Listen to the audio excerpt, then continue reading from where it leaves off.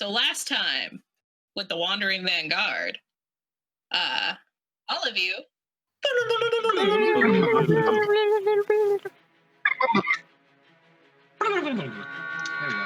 Is that good? Hello and welcome to Audio Adventures. This is a D&D 5th edition podcast that is made by friends, with friends, and for friends. And if you clicked on us, buckle up. It's going to be a crazy magic carpet ride for you and me. This podcast is used by my nerdy friends and I to escape our lives for a time and act out some pretty ridiculous scenarios.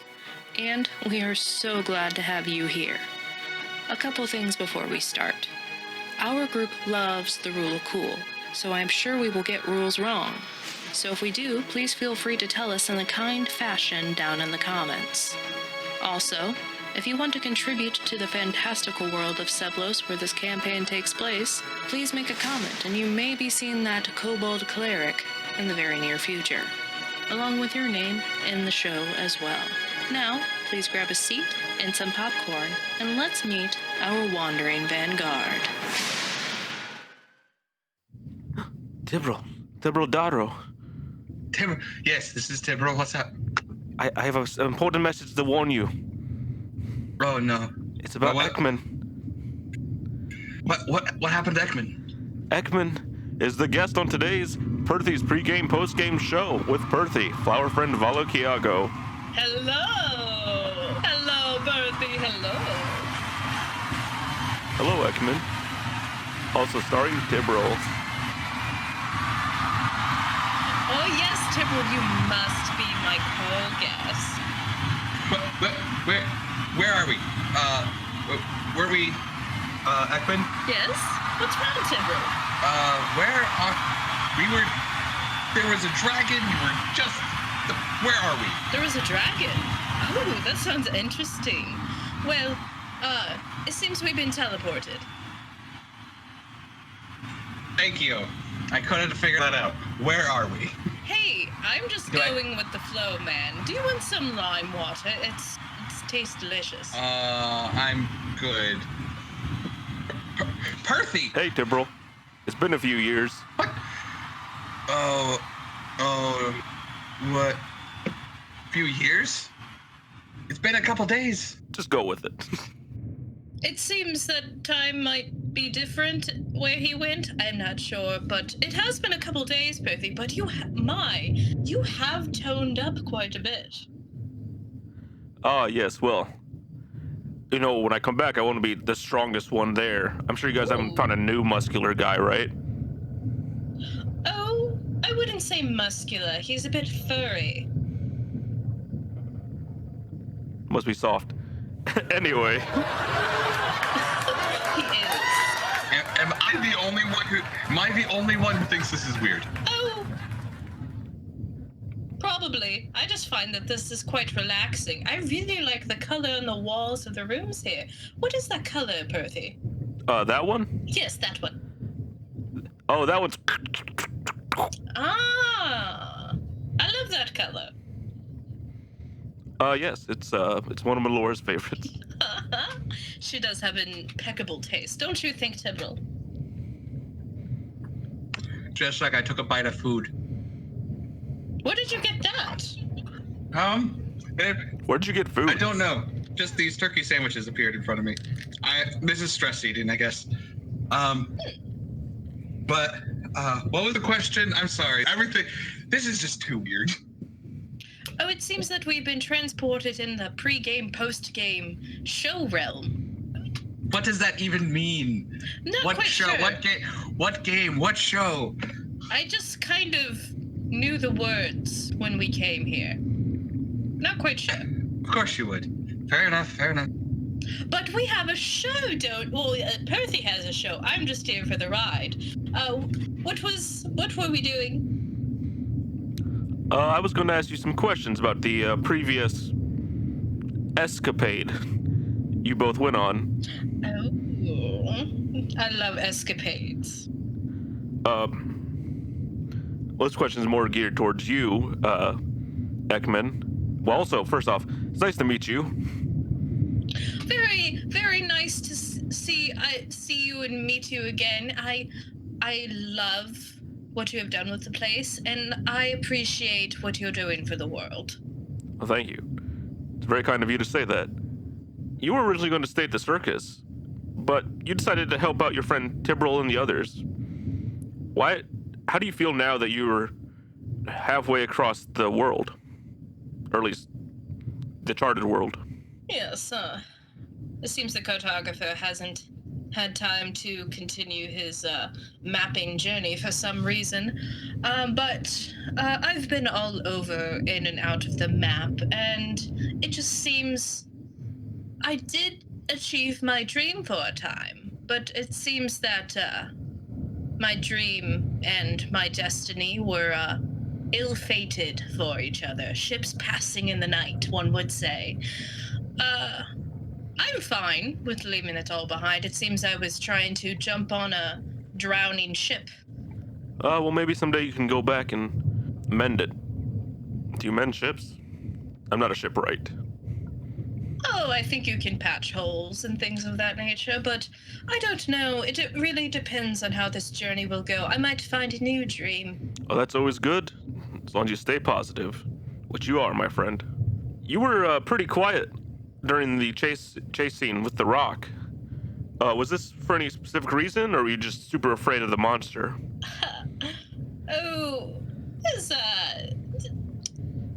There might be a reason. I also might have taken some fun time juice and passed out. You did what? You did what? Well, you see, it finally kicked in, apparently, when we got to the cloud, it seemed. Can't take you anywhere.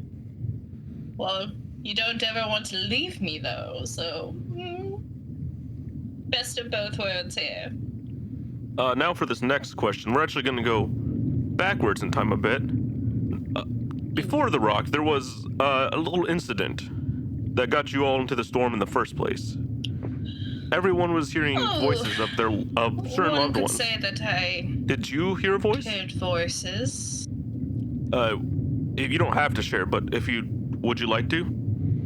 I just know that they are very close to me. I'm glad to hear that. Indeed. Oh, don't you have another question? I do have another. I have two more questions before we get to our sponsor for today that I definitely remembered to get the ad for. Before all that happened with the rock and the siren, you helped lighten the mood with some lessons in flirting. Were you surprised with the party's reaction, or were you just more pleased you dodged the question of your age? I was just surprised that dear Tomb hadn't known the emotion love before, and I really thought I ought to throw myself into that endeavor than answer a useless question. I have it on good authority that Red Guest was about to prod you for an answer, so it's probably best you did. Oh, he is a very curious, a very curious feline, isn't he? How do you feel about the parties, and by extension, your own well-being for the upcoming session? You've all eluded the rock, but you're now in a treasure cove of a blue dragon, and if you're wondering how you know that right now, this isn't canon, so don't worry. Seeing as I know about this dragon, it seems that I picked up on something a little interesting as we walked in, and it seems that there might be a little more something to this dragon. Oh. Well, I can't wait to see what the party discovers. And, we actually have a fan question here. This fan question comes from Tibman 2020 Forever, whatever that means. Are you aware of Tibman/Ekril? It seems people who have met you and Tibril have begun shipping you.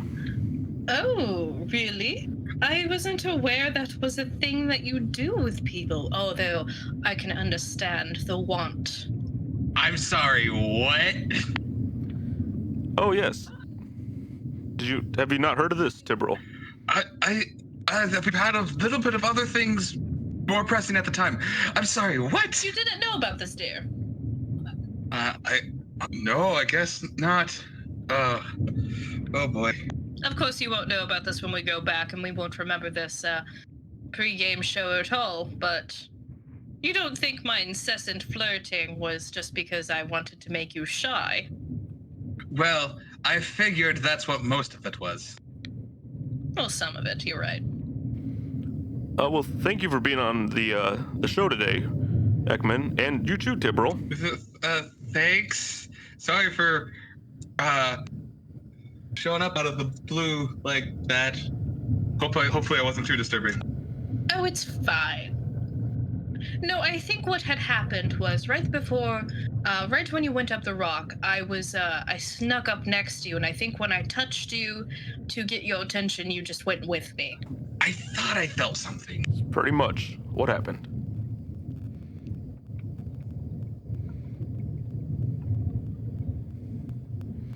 Yeah. Today's sponsor was Paul's Party Bag. You might remember Paul from our previous pre-game, post-game show. Maybe. He's a crazy fellow with a crazy bag. You want it? He might have it. He might not. But you'll never know unless you reach. Paul's Party Bag. Located... Well, he's traveling. And, I'll see you guys at the funeral. Bye, Tibril. Bye, Ekman. Goodbye, Perthy. I hope it's not your funeral, but see you there.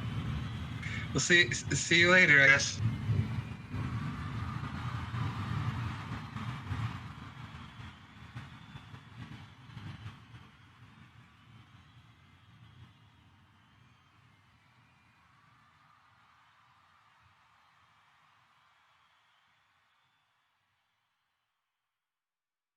Last time on the Wandering Vanguard, all of you were escaping from Commander Norin, who most definitely probably has died. I'm so sorry. I was like, you did double his damage. Oh no! Don't double his hit die. I was like, Oh, he's super dead. I was like, dead. He's I a got too mummy. excited about using that new spell. Emma, talk about overkill. Literally. He won't follow us if he's dead. So Tomb, seeing an opportunity to test his powers, blighted a level 5 elven commander, giving you guys time and the chance to ascend into the clouds, as Tavis didn't think about how far the clouds are up in the sky and got you guys about 6,000 feet up in the air. You guys traveled, and I calculated this, you guys traveled on your magic carpet about 40.9 miles. Hot dang. That was far. Yeah, you guys How many definitely got... How many sessions did we just cut off with doing that? So depending on how many side quests and how much time we would have taken, you probably cut off at least 3 months worth of stuff. Wow. Oh dear lord. I'm so sorry. We're trying to speedrun it. It's okay. You guys had a thing. I gave you a thing, and you used the thing. That's how it works. We are not going to get anything else cool in the game. Oh, except a dragon. No, you're okay. Yeah. But you guys traversed 40.9 miles across the Astristan wilds over top of the world, getting very picturesque views until you passed through the border in which yellow energy passed through you, seemingly just letting you out. And you guys, through a very high roll, figured out that was a sort of like warding border for the entire nation to keep stuff out and not keep things in. Going the rest of the way, you all connected in several different sorts of ways, through conversation, through flirting lessons. And you were just generally learning about each other, getting more connected with your equipment, and just having for a very long time, all of you have just had a chance to breathe, giving your characters a moment to just assess the crazy months or the crazy few days that each individual character has had since all of you have come together in a sort of adventuring group style. After a while, after the flirting lessons, all of you started hearing voices of either dearly departed loved ones or not departed, depending on what they are and what they aren't. All of you went several different directions and had to break out of the cloud siren's grasp. As you did that, a large bird with about 500-foot wingspan chased you, a rock did, into a large cavern in a mountain at the top of the mountain. As you got off of the carpet, went a single file line down a hallway in this very cold and icy, sleeted sort of cavern. Tibble going the rest of the way into the cavern, sneaking up. And as he peeked his head above the rock, you saw Tibble Darrow, the largest just hoard underneath a huge ancient blue frost dragon with a large white beard and just sort of you can tell he's blue because it looks like sort of white ice sheets are breaking off of him every so often, sort of like when, unlike nature channels, when just the ice like moves in the Arctic and just kind of falls into the ocean. That's happening. But when that falls, you see his blue scales and it just kind of reforms as the mist that is coming out of his nostrils when he breathes gets sort of like sucked there. So it looks like he's just like a frozen model, except for all of that. Could all of you give me perception checks? Would I get any advantage being as close as I am? Not for this. Make it. Just like I gotta pull up my character sheet. And then after the perception check, Tibble, can you give me a wisdom saving throw? Oh no. Well, that's bad. 10? For perception? No. Oh, 17 for perception. Okay. So, no one catches this, but I believe, Red Guest, I believe you're at the back, and even with, I think as a cat, your passive perception's pretty high. It is 15. Okay, not high enough. None of you notice or even feel as you guys look into this cavern awed by everything. But Tibble, you hear next to you just a slight like crunch of ice, like right next to you. And you look over and Ekman has snuck up next to you with none of his swords on his back, just two. It seems that he's set down his basket back in the hallway and grabbed two swords to sneak up next to you. And he looks over and says, "Oh, that's a dragon." Yeah, you think? Shh. I'm doing stage whispering. Hey, shh. Yeah, that's a dragon. We need to go. Get back. And as you say, we need to go get back, and you look at the dragon, you are terrified. You have the fear condition. Oh no. I'm going to... So what's fear? I have to get away from it as fast as I can? Yeah, for 1 minute, you want to do everything you can to get away from this thing. It's like, we gotta go. And I'm going to start this. Trying to be stealthy, but not really. It's like looking at the party, it's like waving at him, go back down the tunnel. Like go. And almost not running, but like speed walking as stealthily as I can. All right, Ekman's like, what are you doing? We have a chance here to like. I'm already gone. What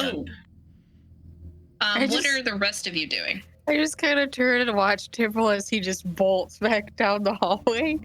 And No. It's speed I would like walking. to go investigate what made him run away.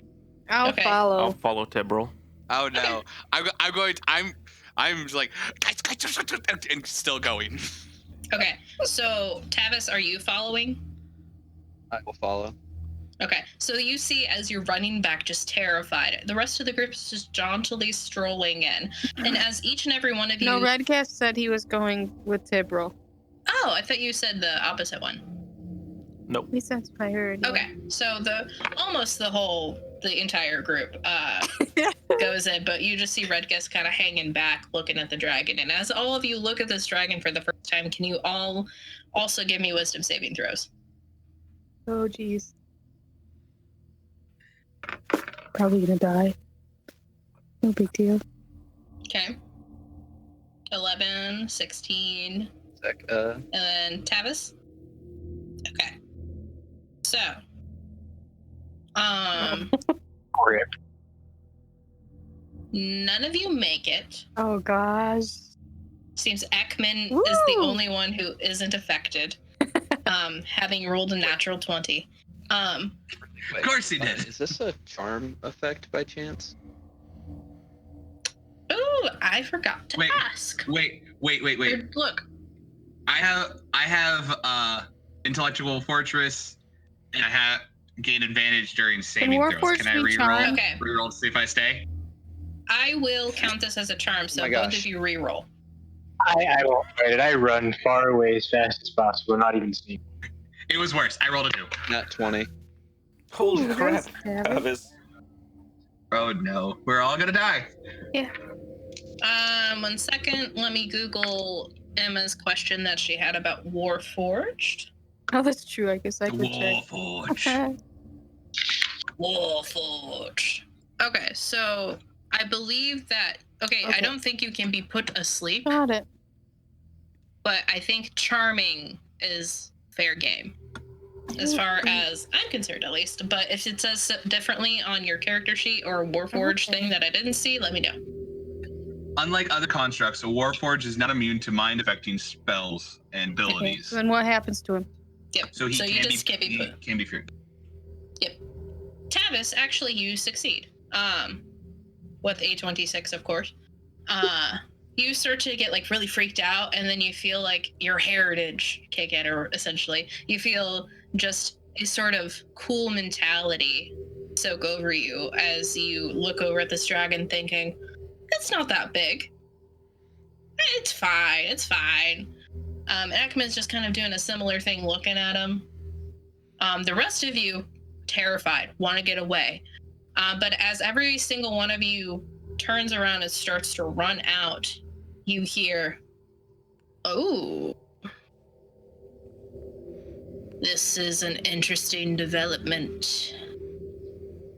I would like to yell out, I apologize for intruding upon your lair, great and mighty dragon, sir.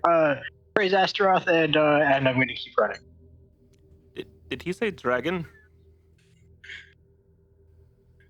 Yeah. Dragon, Right. keep moving. Do a history roll on dragons? No, never mind. You guys are continuing to run down the hallway? I'm assuming so. Right, we 'cause have of, to. 'cause Fear. of fear. All right. How long does the fear last?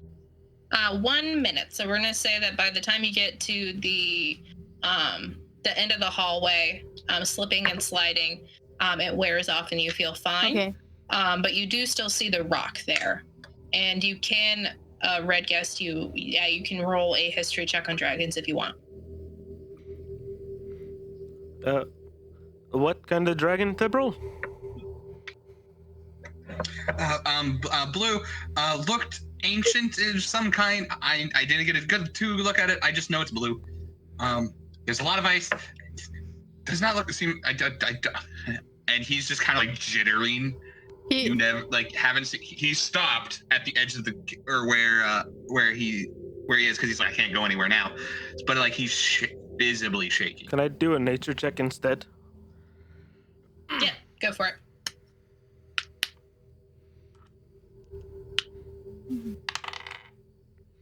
Ah, 6.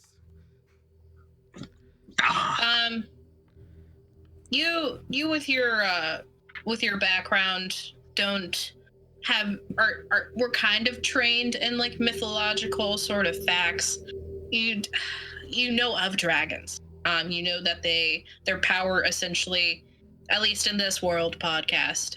If I'm wrong, I'm sorry. At least in this world, their power sort of increases as they get older because they essentially know more. They grow bigger, and they're sort of magical reserves. increase. And when they reach like the ancient spectrum, they're pretty terrifying. Even young dragons are pretty terrifying, but that's about what you get. Would he have? Because I read somewhere that ancient dragons start eating their hoard. Has he started doing that? No. Okay. With your 17 from before, I would say that you're not quite sure where it begins and ends, so it's quite plausible that he might have started eating, or he might have been in hibernation for longer, or you're not quite sure, but this is a massive, massive hoard. It looks like you could own the world with it. Oh, good. Oh, good. Was there any response back to what I yelled back at the dragon? Not quite yet, because I was answering questions, but he does respond as you're running down the hallway. Ooh, where are you going? Kind of with a yawn. I would like to respond and say, don't take this the wrong way, great and mighty dragon, sir, but you're really scary, so I'm gonna leave you to do whatever you were doing, and I'm gonna... Here, do you want my gold? And I drop my coin of 400 gold on the ground. Oh, gosh. And then I keep running. He looks at where you just essentially pooped out your gold out of terror. And kind of, you hear like a deep chuckle, which with your condition right now is terrifying, and you almost do poop your pants. And he's like, I do, I guess, appreciate the tribute, but do not need it. Okay. So, But I'm still running. Okay. He looks over at Tavis, who's still in the room, and scans over to Ekman as well. Tavis, you see as he got up, just see large sort of like ice sheets break off from him and just sort of all over the ground. It sounds kind of like breaking glass. Massive windows almost. And he gets up and sort of like moves around, and you see like steam now coming out of his nostrils, warming up the place a little bit. He looks tired, and he looks over at you with his long white beard. Oh. And he kind of squints at you and like raises one of his like sides of his mouth up in distaste. You are connected to not so great people. I wouldn't say that. I mean, I know they ran out of here really quick, but I assure you, my friends are really great people. Not them.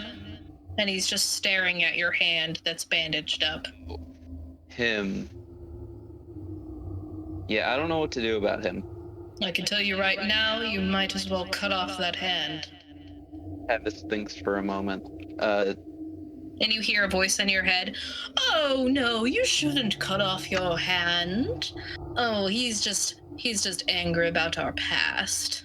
Tavis thinks about a sibling squabble. Tavis thinks about Tomb's arm.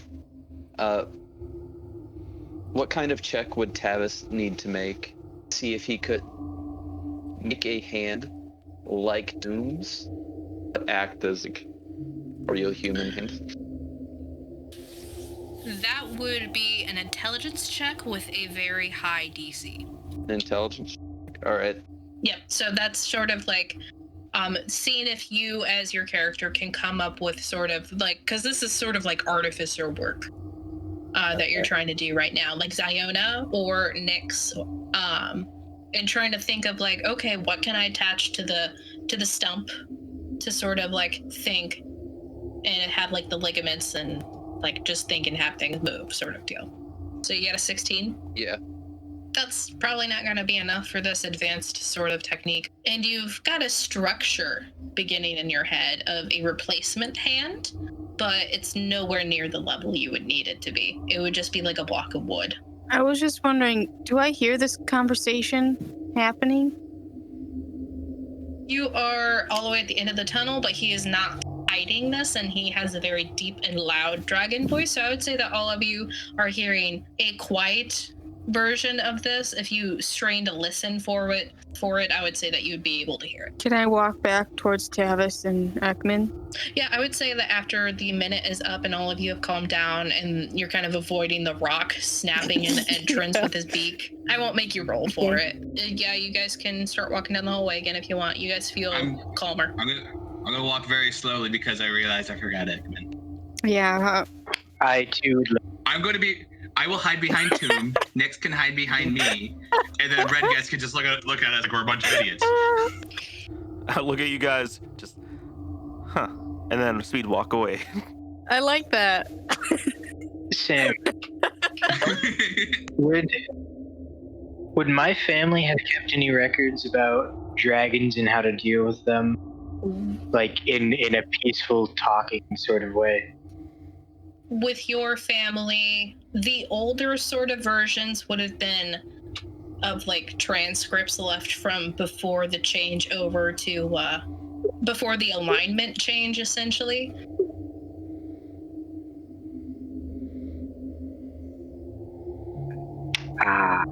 Back to my check really quick. Would I at least have enough knowledge to ask? Would that be enough to ask an artificer if he would be able to make me something? With a combination of skills, you probably would be able to either go to Bright or back to Ziona and Avada, or find a different artificer or something. And with a good artificer and a high intelligence check, you might be able to just replace your hand like it never even happened. Could he? Or actually, with your check, you would also know of a spell that would regenerate limbs. I'm gonna take note of that really quick. I also have a continue. question. Ask her question, then I'll continue.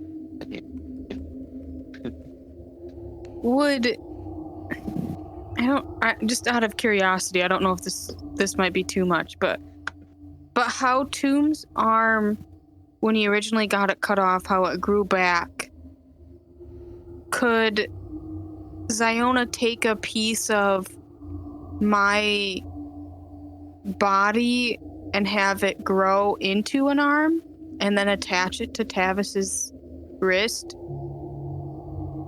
So, just for sake of brevity for this, theoretically, yes, Ziona could do that for a hefty sum of gold. Right. Yeah, that makes sense. Heftier than yours because she's dealing with flesh and nerves.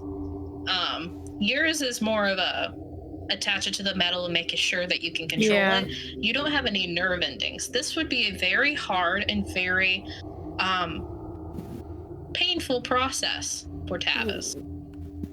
All of it would be from cutting off the hand to almost from the blood loss to the regrow to the being able to use the hand again, possibly. It'd be a very arduous, tough process that would have to be done with utmost care. Okay. I'm going to look from my hand up to the dragon and say, I'll have to think about that. However, while we're on the topic, if I were to exactly do that, what would you suggest I do with the hand to keep anything bad from happening? The large dragon kind of, his eyes have narrowed, and you can see his posture is a little tense as you guys are talking about this topic. And as you kind of like bring up like wanting to be rid of it, he kind of like relaxes a little and looks at you thinking, well, I suppose I could take care of it. All right. I have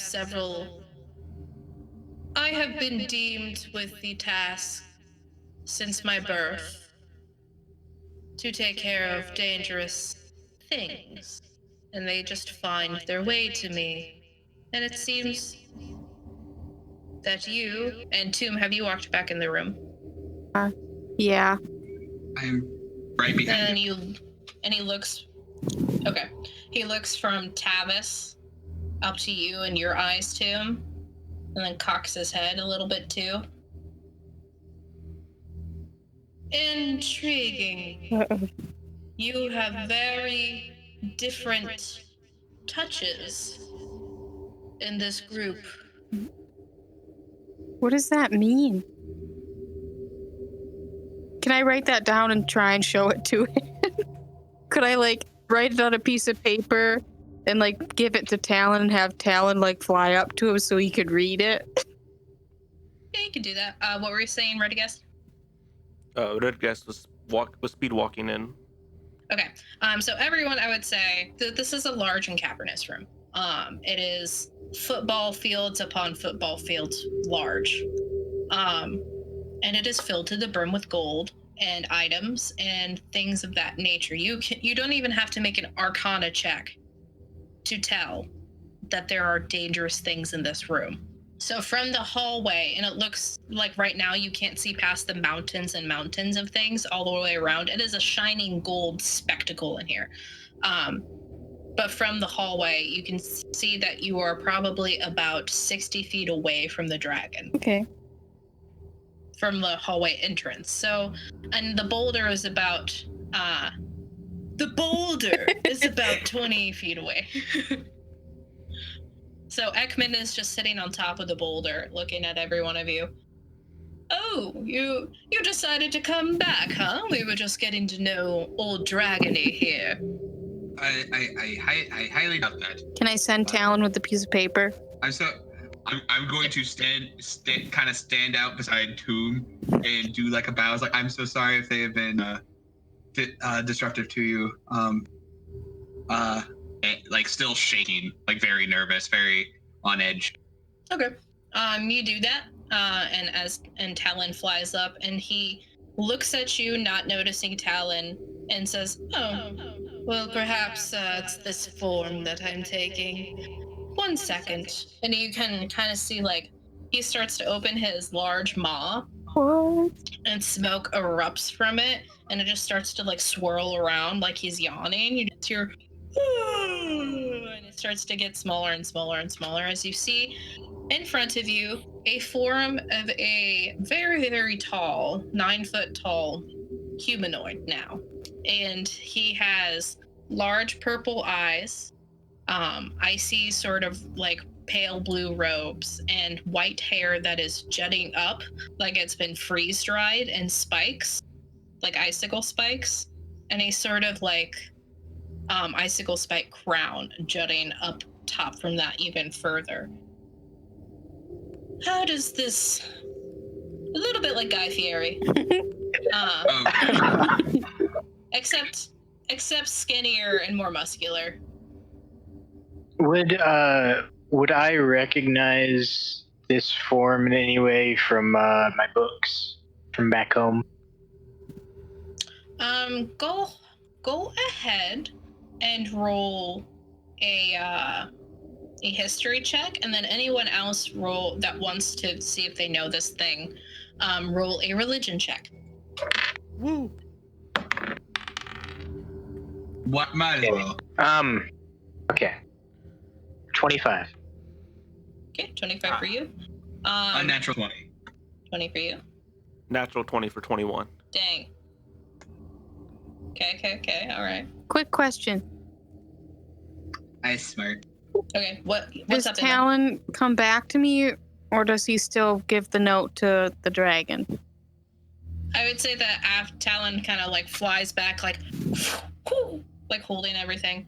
And as the mist sort of kind of like settles down and just kind of like stays low on the ground around him, Talon flies down in front and he grabs the book from Talon, reading through it. Okay.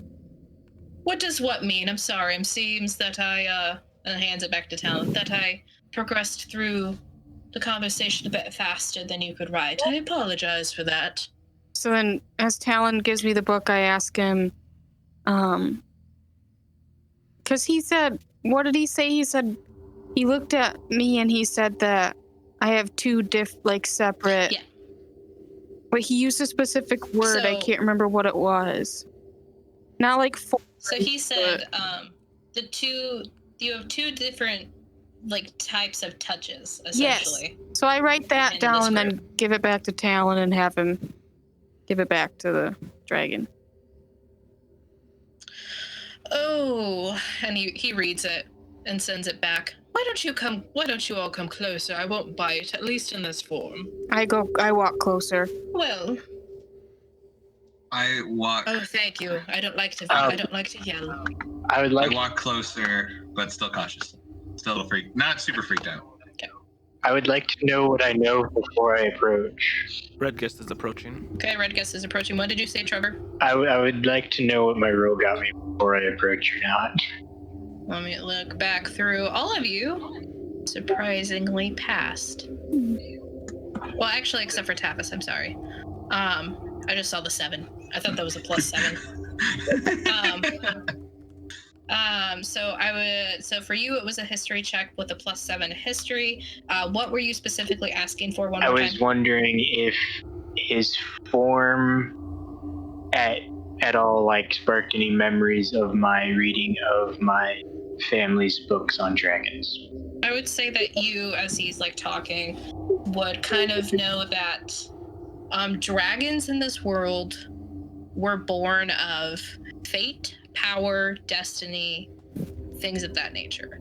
You know that there was in your history books, there was one god, supposedly, who made everything. But these dragons are connected but not connected at the same time. Because the god didn't make the dragons, but rather power, fate, and destiny did. Okay. And the rest of you, for your religion checks, Tavis, you wouldn't know any of this. And Nyx, you would know this too, I would say. But all of you, as you're reaching back through your memories and your memories of everything that's happened in various different ways from your backgrounds, you sort of feel like you're on the verge of something. And then you feel like a stop block, like stopping you from remembering. And you almost can't get past it, but you feel like he's very important somehow to the creation of the world, the history of the world. You're not, and you feel like there's something else that you're supposed to know. All of you can't, it's like the tip of your tongue feeling that you can't get past. Is it related to the fact that we don't remember anything about the war? Yeah. Would we know that? Okay. Or would we make those connections? I would say with your rolls, except for Tavis, I'm sorry. Should I roll then? No, I would say, what did you not No, roll I didn't. before? Oh, go ahead and roll then. Okay. I have a query. I have an answer. Would this feeling remind me of the temple that Tibril went to a couple times back home? With your roll, yes. I got a 22, by the You way. have a very familiar feeling. You said 22? Yep. 22 for Tomb. Yeah, but with all the high rolls, but you thinking back specifically, Tibril, you remember the Forgotten Temple, and then again the Forgotten Other Temple that you went to, like on the Mountain of Zoomwell, and both of them have very, very similar feelings. And there was one night where Tomb didn't have that feeling, and then something shifted, and then now you feel like that sort of feeling around Tomb as well. What does that mean? It's great. It's a good question. I'm going to start rubbing my head, like, sir, What, is there a name I can call you? Oh, I suppose that would be the formal and nice thing to do. My name is Lord Duvice. How do you spell that? Do I recognize that? With your rule, and I'll spell the name in a second. But with your rule, would you? 1 second. It's like he seems to be a sort of part of history, probably, that seems to have been in the background somehow, or forgotten, or written out. Okay. Or purposely taken out of our minds. I spell. I would like to I would like to say my apologies, Lord it was Duvice, right? That's what it was, Sam? It is. My name is Duvice. That is correct. And how you spell that is Duviss.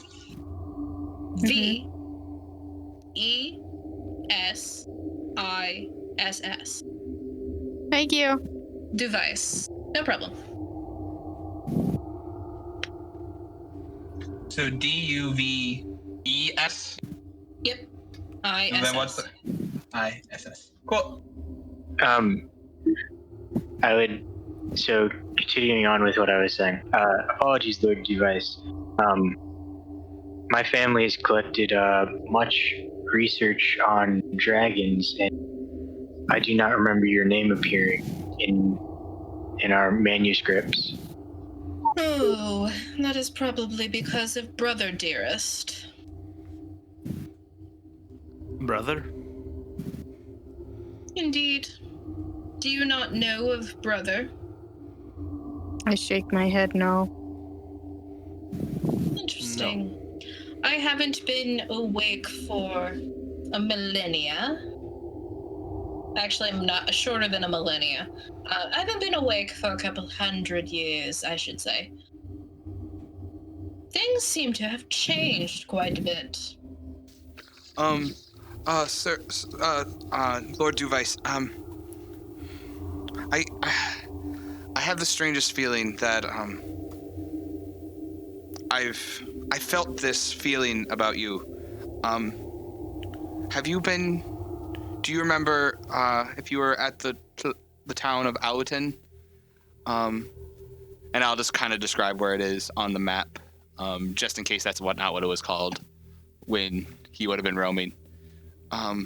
There's a temple that I have this same feeling up on a mountain that grows these flowers that we turn into salve to cure different ailments. But I have that same feeling when I see you like this that I have there. Interesting. Do you have any of this salve? Let me check. While this conversation is going on, I'm going to do what Nyx does when he's very confused and just start cycling through all of my shifts that I've memorized, including Vezrin. Okay, so you shift from form to form to form to form to form. And he sees the cycle and he looks at you. You are a changeling. Yes, sir. Intriguing. And he doesn't say anything else. Okay. I don't have salve on my character sheet. Does I anybody? might. Because we threw a bunch of things in the bag of holding.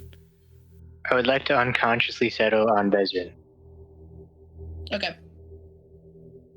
I feel like I might have some. Okay, so what we will do, since nobody remembers, for this one time at least, everyone roll a d20 for me, and if you have a specific number, I will say that you have it. If you're not sure that you have it. 4. 13. 10. 10. I wasn't there, but I'll still roll. Funnily enough, Was it a 10? red guess. Oh, yes. Yes. Wait, why would he? Red guess. What the heck? You remember that you actually did acquire some of this. You're not quite sure if it's what they're talking about. It sounds very familiar. It's in your back pocket. Of course it is. I look around at them and I slowly put my hand in my back pocket and take out the salve. Do I see him do this? You're not trying to hide it, right? No. Yeah, everyone sees it. I'm going to be like, going back and forth, and I'm going to look and see the container. I'm like,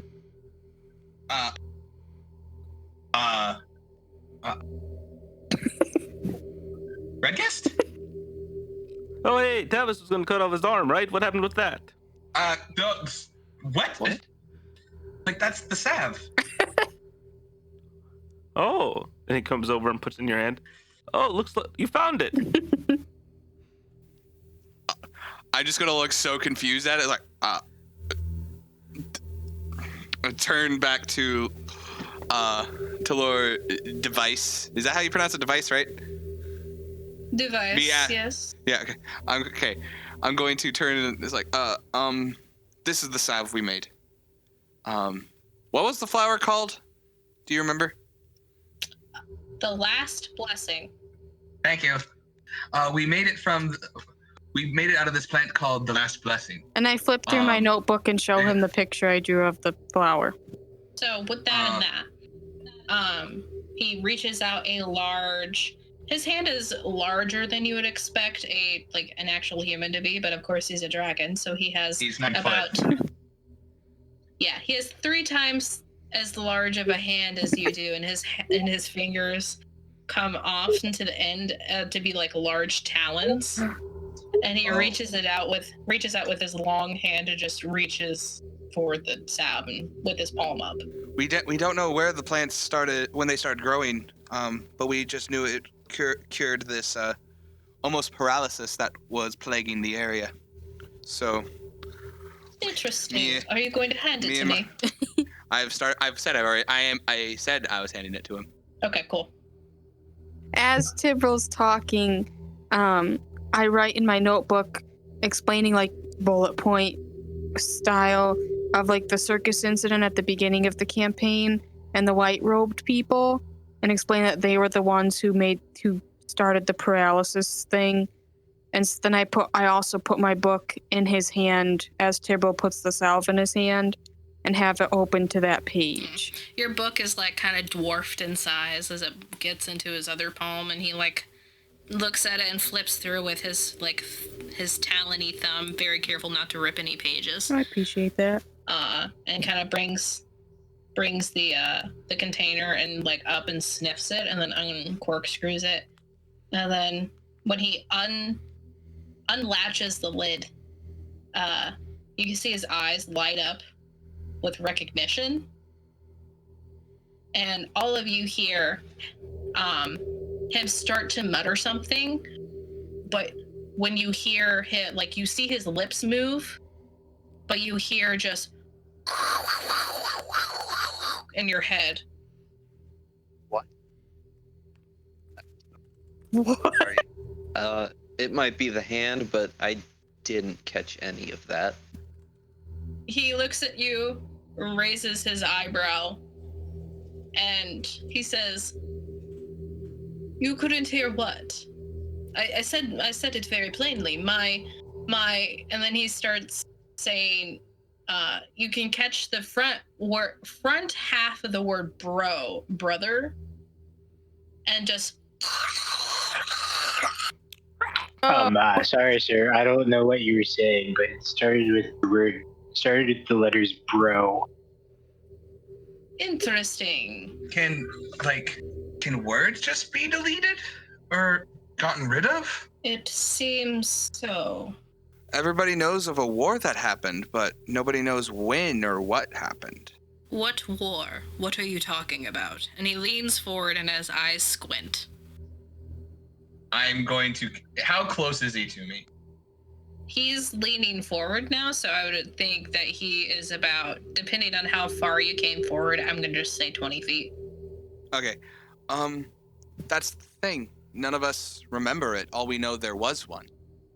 I don't know who started it, who ended it. Everyone just knows of the war. As Tibral is saying this,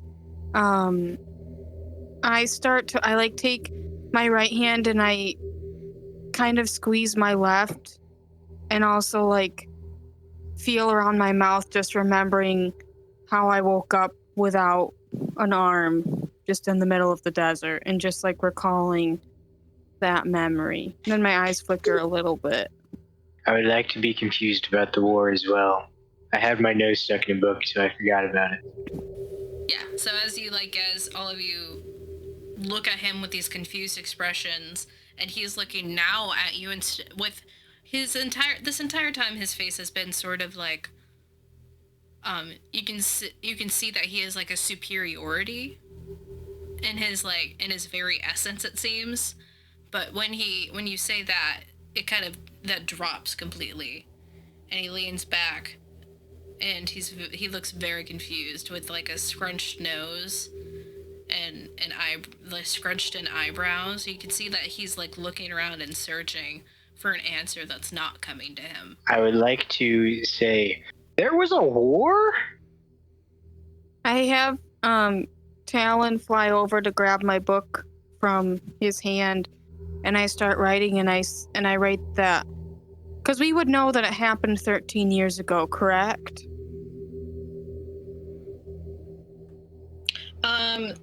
Theoretically, I think the timeline is. Because it was like 13 Let me check years the or binder. something. Because it wasn't that long ago. Okay, so the year right now. So you guys met on the almost through the year 740, and it's been about half a year. So you guys are now in the year 741, and I think you were pretty correct with your math estimate. I think now it'd only be around 14 years back. I write that down, and I show it to Nyx, and then once Nyx reads it, I have Talon fly it back to the dragon. I would say that's why I was reading then. Lord Device, do you have? From what I can see on your face, it doesn't look like you have the recollection either. And he looks at the book that Toom has flown up, not putting it in his hand, but just rather reading it. And Toom flies back, and he puts a large finger up to his chin and just starts scratching it slightly, and looks over at you. It seems that I was asleep for the entirety of it. But it seems that the world that I went to sleep to, or rather, was more or less forced to. I woke up in a whole different one, it seems. If you don't mind me asking, do you know of this temple that I spoke of with the flowers in the south? Oh, yes, I know of the temple, but I know not its flower. But the energy it holds seems very familiar. Again, if I may, how do you know the temple? We know no one's been able to figure out what god or what being it was erected for. And he kind of like dupes back a little bit, thinking. While he's thinking, can I slowly remove my sash and point at my medallion? Yep. Okay. But he looks over at the now silent Tibril because he was press mute. Yes, I know those temples. But I'm trying to think of a way to say this, as it seems that as far as I'm catching on, you cannot hear certain things that I say. But the word brother seems to be coming through. Was it for your brother? It is indeed for him.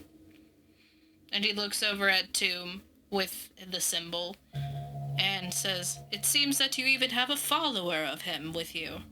I was going to say, my lord, may I ask your other family members' names? That might help me narrow down, or that might help narrow down who your brother is for us. Because we might not be able to hear it, but we might have memory of who he is. Specifically me. Yes, mother and father were fate and destiny, or power and destiny, sorry. That my uncle is fate. But my brother.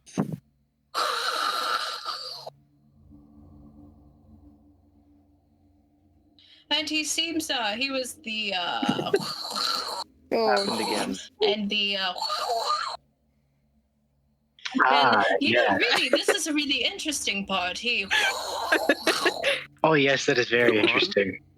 I show my notebook to him now, and it's kind of all broken up because by this time Tomb's like trying to figure things out. But he basically writes,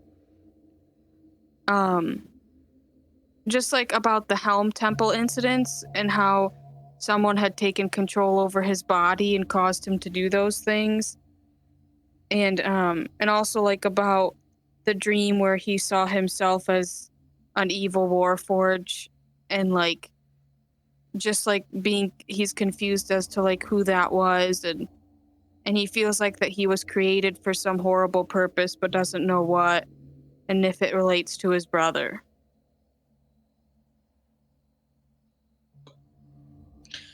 Well, that is quite a paragraph.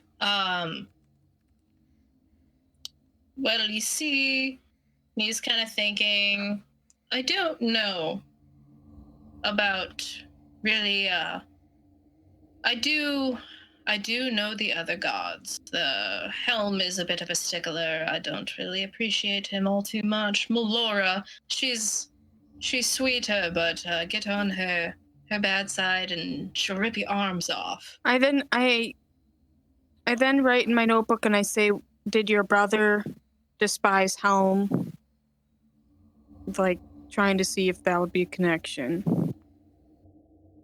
No, it seems that he... Oh, man. And then I write you staticked again. Well, Lord Duvice, so can you remember, like, pretty much everything about your brother? Yes, I know quite everything. In fact, we were created around the same time. It seems that... So the memory of him in you isn't gone. no. I have an idea. If you would let me, and I'm going to just hold my hands out and have my soul knife appear, or my soul sword, or my weapon appear. I am a soul knife. I have the ability to connect to a person's soul.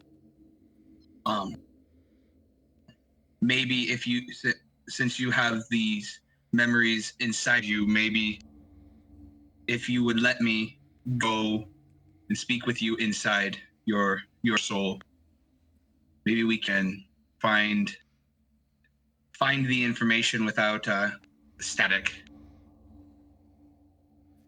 Roll a persuasion check. I'm not good at that. Oh no. Has he ever done that before? I say to Tomb. I shake my head, yes. Good to know. Then persuasion. 8. It wouldn't, sir. It wouldn't be for any. It's not me looking through memories. It's nothing like that. It's just another way for us to communicate. I use it to communicate with our friend Tomb here. You see, I have not lived this far without... Well, it seems I may trust you all immediately. I don't really trust you all immediately.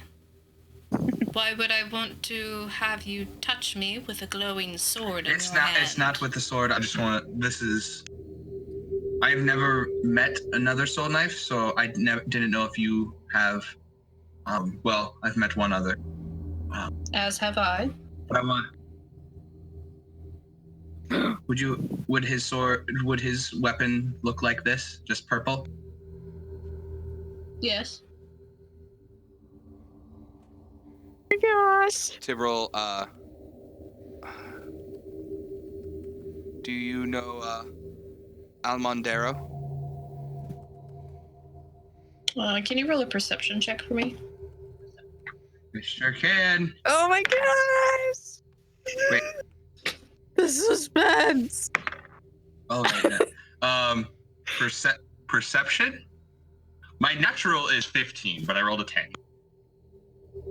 As he says yes, and you can see that he starts to grow a little less icy towards you.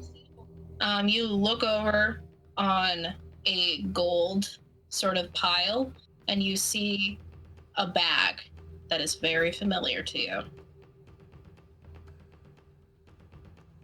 I'm going to look over, Oh my gosh. and without saying anything, I'm just going to book it over to it.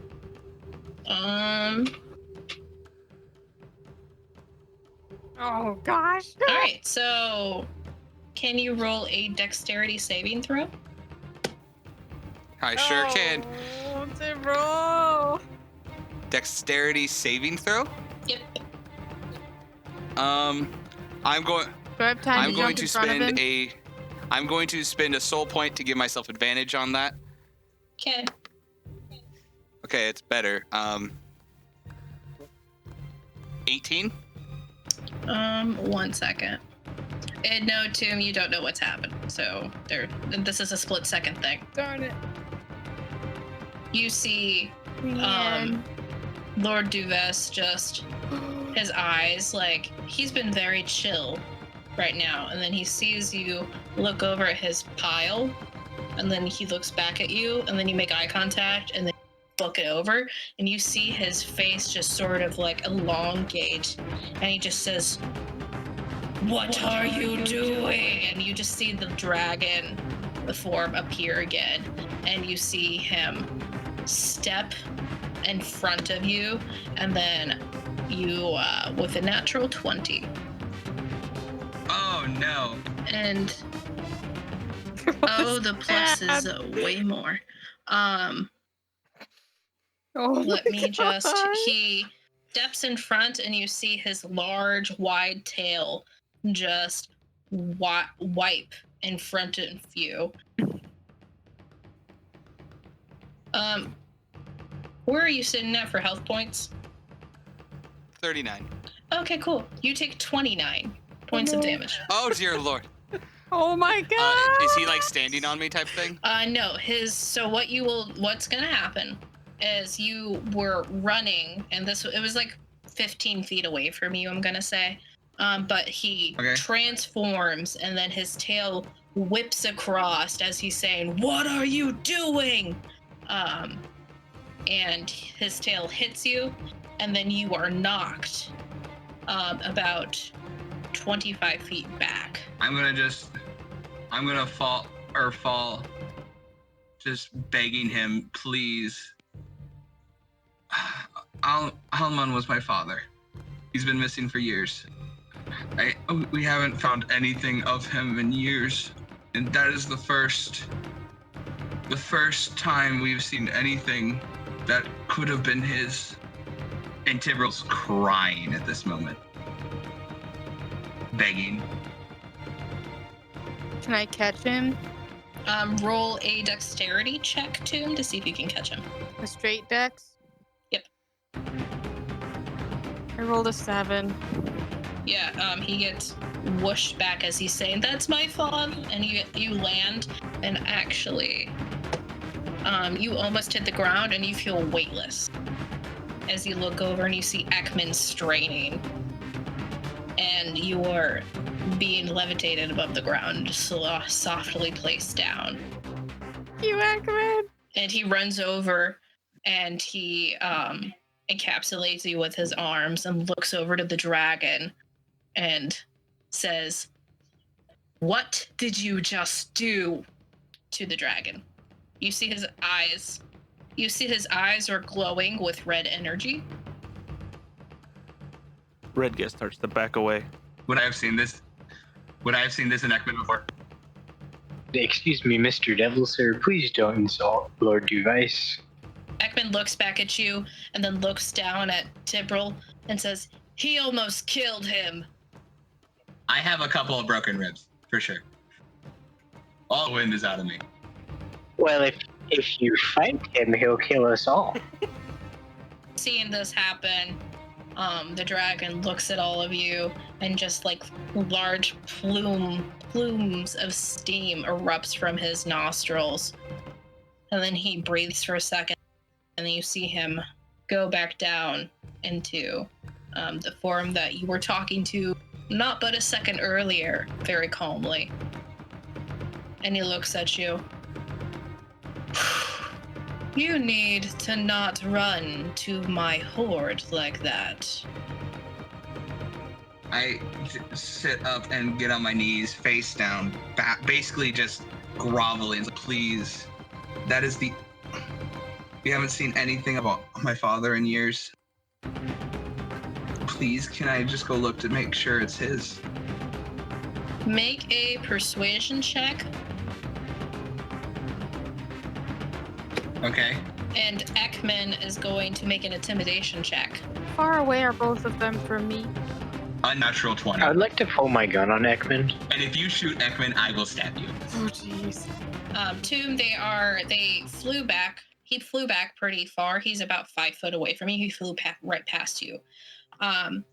So you grovel and you say, please, and then Ekman's going to follow it up with, you fucking pissant! Why would you do that? And then he he brings his hand back and he looks over at you, Nyx, and says, you might want to move out of the way. And then all of his swords fly out of the tunnel and just make a sort of like a sort of orb around, pointing at the dragon. Oh gosh. Can I cast a spell? Yeah, sure. Okay. I mean, I'm sure the dragon would be fine, but wow, do I want to do that though? Roll an unnatural 20. Yep. Forgot about that. Okay. Wait, so like, to describe it, so Ekman's swords are kind of forming like a ring around the dragon? Yes. He manages to maneuver all of the swords around and the swords become like a sort of like layer around all of them, around both of them essentially like Urza from Fairy Tale. Yeah, like Urza. Okay. Oh gosh. And he looks about ready to just attack this dragon. Can I walk up to Ekman? There is a large sort of orb of swords, of varied swords around him. Are you walking through the swords? No, I'm just gonna. So like, hold on, I gotta figure this out. So you're 5 foot away from them, and the orb he's maneuvering the swords as not to scratch any of you. Can I try and stop the swords? Like, how could I do that? You could try to catch a hold of them, but this is this is like a telepathic ability that he has. Okay. He's a scary boy. Yep. Hey Sam. I would like to pray to Asgarath. Go ahead and roll a percentile die. So that is the D100 and the D10. 84. So, point of order. Tomb first. Right now, it seems like a swirling sort of mass that's getting a little bit faster. And it seems to be kind of controlled by his emotions. Can I get... I have sorry. Another idea. Can I get close to him at all? You are as close as you can get at the moment. Okay, I'm just gonna like spread out my arms and just try and catch as many as I can. Oh no. Oh jeez. What are you doing? Even if that means they kind of go through my body, that's fine. I rolled a 20. Okay. So, all of that happens. He prays to Asgarath. We're gonna get to you a little bit, because he rolled like a 20 for the dragon thing real quick. But we're gonna do Nyx's thing first. You lean down and you just think, Asgarath, come on, I need you. Or however you want to pray to him. I was gonna pray and say, Asgarath, stop this buffoon. If you kill Ekman, I will literally kill you. You I'll try and stop that from happening. Now you're gonna be unconscious from catching swords.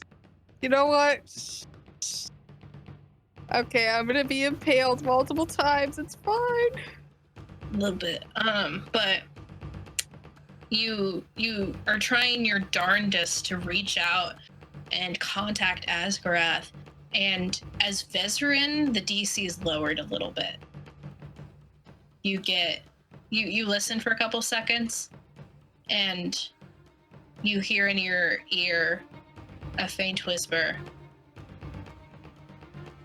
His anger is just. Okay. Can I take a free action and then move? I will lower my weapon and say, apologies, Lord Device. Apparently his anger is just, and I turn around and I start walking out of it. So, first, you have groveled, Very much. and Device looks at all of you. I suppose, pardon me, I didn't think of the dynamics of attacking one's person. And he's kind of squinting at Ekman, looking him up and down and looking back at you.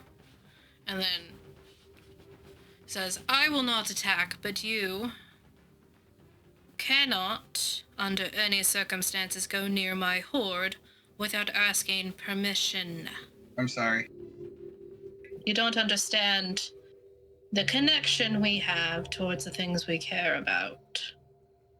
Or my job, for that matter. I'm so sorry.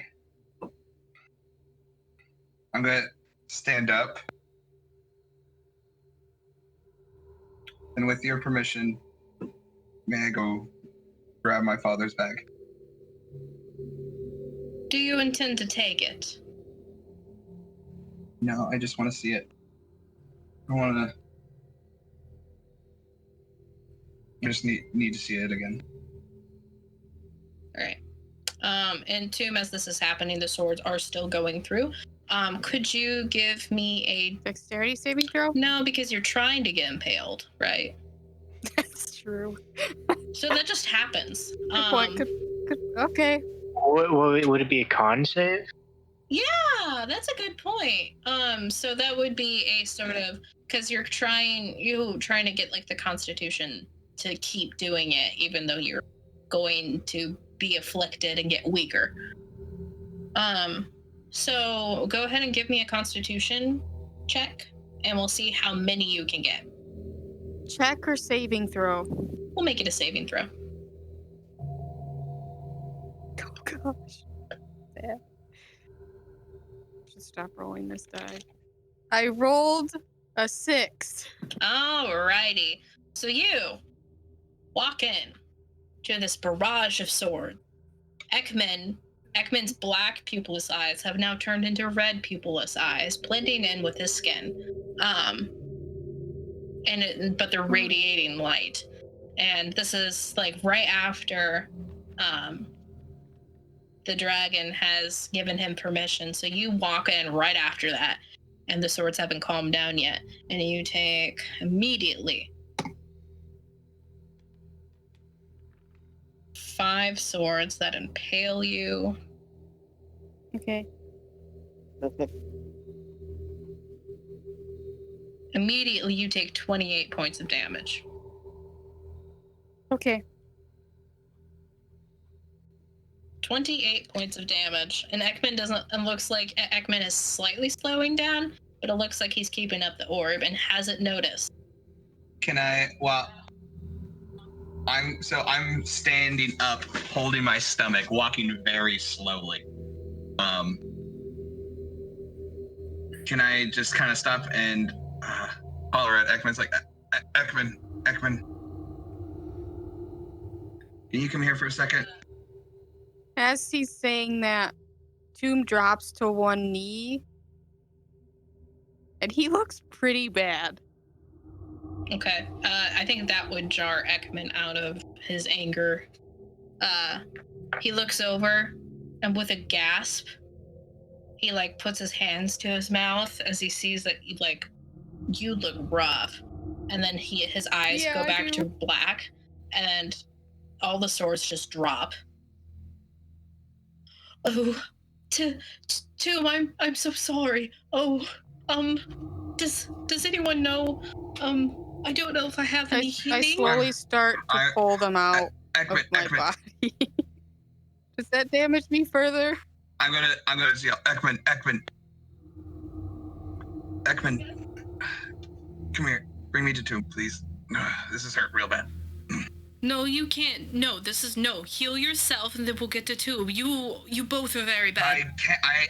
I don't have any healing, but I can try to patch him up. Tomb doesn't bleed. Did you say heal him with weed? I said Tomb doesn't bleed. But I do work at an apothecary, so I can try to mend as much as I can of the plant on his arm. True, because it's not necessarily flesh. So like, mending spells would probably like I don't have seal mending. the holes up, but that I do, but that wouldn't heal me. It would just close the wounds. We're gonna have to rest if we want healing. So. Yep. Ekman gets up, and then he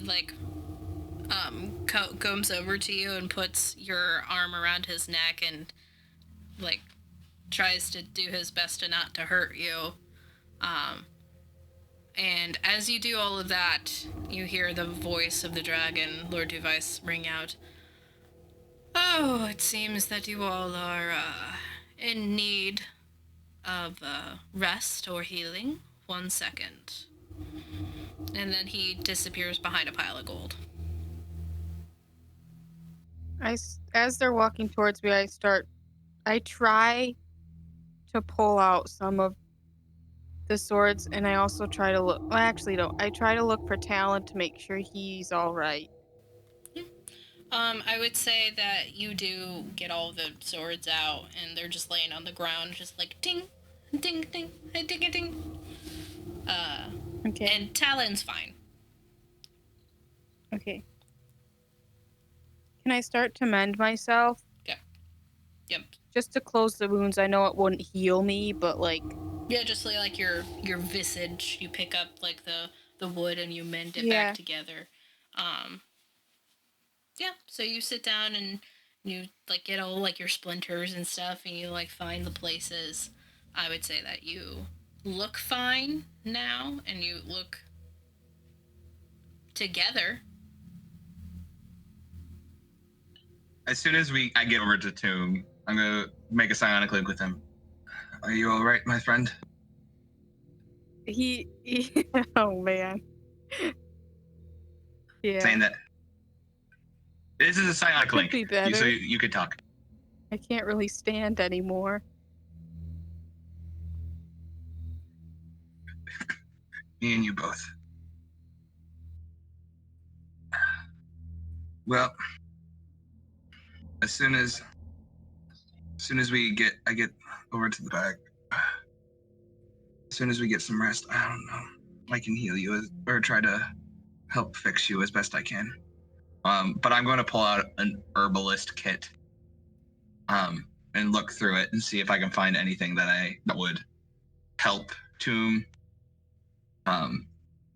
Like if I need to pluck off anything that would be, like any branches that would be so damaged that they just need to come off, like dead branches type thing. Stuff like that. Just trying to prune them. With the psionic link, I tell you that can you make sure my dragon scale's all right? And I'd assume you'd know what that is. The one I would point to the one. It's in your arm, right? Yeah, it's in my left arm. Yeah, I will check it out. So I kind of dig through.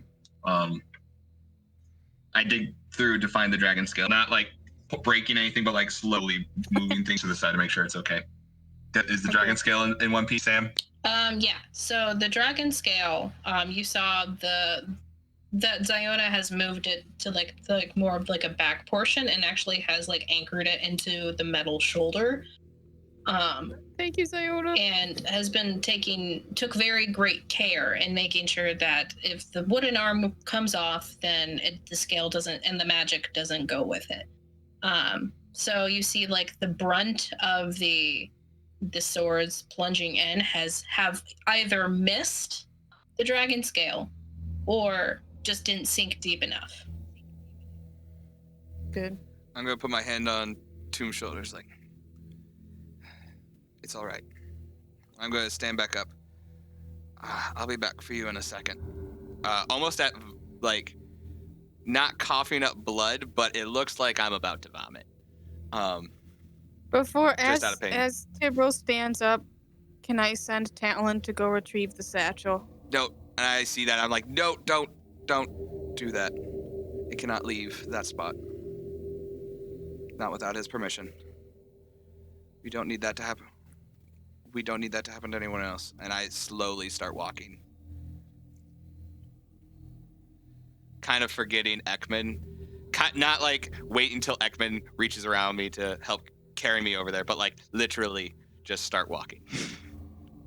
Yeah. And you make it a couple steps before Ekman swoops back in a similar position. And then he whispers in your ear. Oh, sorry if I made things worse. No, you're all right. I'm sorry. I acted irrationally. Well, the two of us seem to keep doing that. Yeah, you do. And you guys continue along, and right as you like make it to like the front of the pouch, Lord Device rounds around the corner with a large red, sort of like a large, not a jug, but like a large sort of like container, like a crystal container with glittering sort of glass all around it with like vines all around it. And he comes around with like crystal cups in his hand as well. And he stops and fills up two of them for you and Ekman. Thank you. Not a problem. I am sorry for my It's okay. nature earlier. I acted irrationally. That was 100% my fault. And I look up to him. Thank you. Not a problem. I don't want to kill the guests. Not the only guests that I've had in a while, at least. And then I'm going to I'm going to wait till Ekman drinks his first. Then I'll drink mine. Ekman takes a large sniff. And if I could get the die. And he's like, I think it's fine. And he takes the whole cup down in one gulp. That wasn't what I was worried about. I was making sure he took his medicine before I did. Because if he just was being a weirdo and dump it, I'd be like, no, you drink mine. Type of thing. So I'm going to... once we get to the bag, I'm going to kind of just sit on my butt and then just chug that thing. And everyone is given a glass, no matter if you can drink or cannot. He looks at you, Tim, and says, just pour it in your mouth, it'll be fine. And I have Talon do it because I can't move my arms. all right. Oh, no. Literally. Like, I can't. And he hands Nyx one and says, apologies earlier. Here you go. Thank you, my lord, and it was within your right. Well, I'm glad someone thinks so. And then he walks over to Redguest. Here you go, my furry friend. Thank you. I drink it without question. All of you are healed to full. Oh, dang. Yes. Great! I was So, at 5 hit points, by the way. So is it like healed to full, like ribs, I feel them magically go back into place? Or like completely healed, I can stand, ribs still broken? Anything that was wrong with you before fixed. I can do calculus now. Cool. Ugh. Ooh, I'm not gonna die. My terrible sense of social No, norms. not like that. Dang it. Oh But man. as soon as I get to the bag and drink the potion, what do I see of this bag Oh, and one more thing. before touching it? Okay, one more thing before that I forgot to mention about the potion. You all cannot, whenever you drop to 0 hit points for the next day, you are automatically stabilized. That's amazing. Okay, I'm hoping we don't have to use that aspect, but okay. Just to let you know. But you look over at the bag and Ekman's like, whoa, I've never felt better. Tibrel's still crying at this point. Oh. You look at the bag. Not like ugly crying when Perthy left. More like sentimental crying All right. at this point. Yeah, you look at the bag, and it's a very familiar bag. It is a remember details. It is a shiny sort of like white glistening bag with gold embroidery all the way around. Very familiar. You don't even have to roll a history check. You know this is your father's. And you open up the top, and it does have your father's name along with your mother's name embroidered on to the top of the pouch and the inside. I'm gonna just cry and say, "Sis,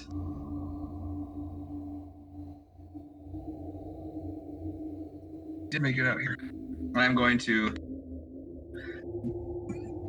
lean the bag towards me and open it up, see if there's anything inside.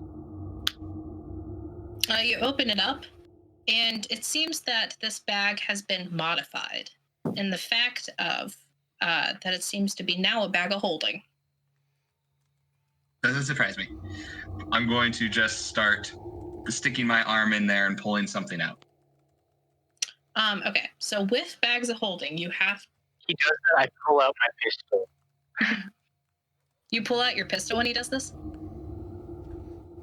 Yes. Okay. Why? He said, look. He said, look at it. Not touch it. Look at it. I'm looking at it Are you saying with my this? hands.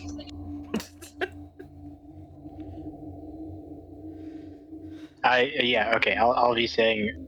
He said, look at it. Tibrel ignores you. He hardcore ignores you. He's too focused. And Lord Device looks over at you, bright, and says, "It is fine. I imagine the curiosity is better, sated, than not." As you wish, my lord, and I holster my pistol. You can kind of see Lord Device's chest kind of puff out when you say a little bit. But you reach in the bag and you don't feel anything. But the thing with bags of holding is you have to know what's in there. I'm going to reach in and try to find a ring. A ring? A ring.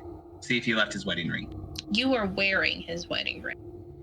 I'm wearing my mom's wedding ring. Oh, you're right. Never mind. I was like, you're wearing a wedding ring. What are you talking about? You reach in, and nothing's coming to your grasp. I'll reach in again and see if I can pull out a picture of Mom. You reach in this time, and you pull out a slightly worn, there's some blood on the corner of the picture, very old. And you see it's actually your father's and your mother's wedding photo. You can see them on the day of their wedding, just smiling like ear to ear. Your mother in a sort of for the time that they've gotten married, very modern wedding dress for a lady. Sleek and very down to business, still kind of frilly and dainty to retain some things. And your father is in a nice looking workman suit. Again, Tibble is going to lot more tears coming down his face at this point. He's going to set the photo off to the side, and he's going to reach in again and see and pull out pieces of paper. Or attempt to see if he left a note.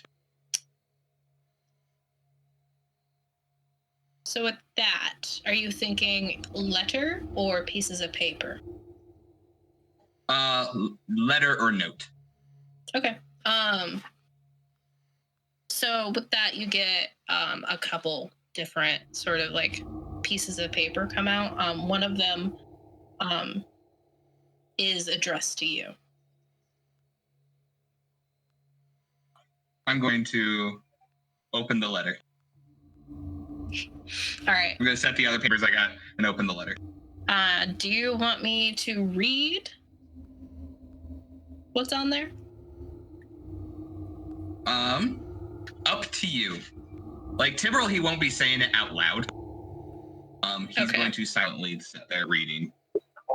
Coin toss. Like if you want to go talk about it in a different place or send it to me later, that's fine. But up to you. We can actually do this. We can actually do this here. So could everyone deafen their mics, please?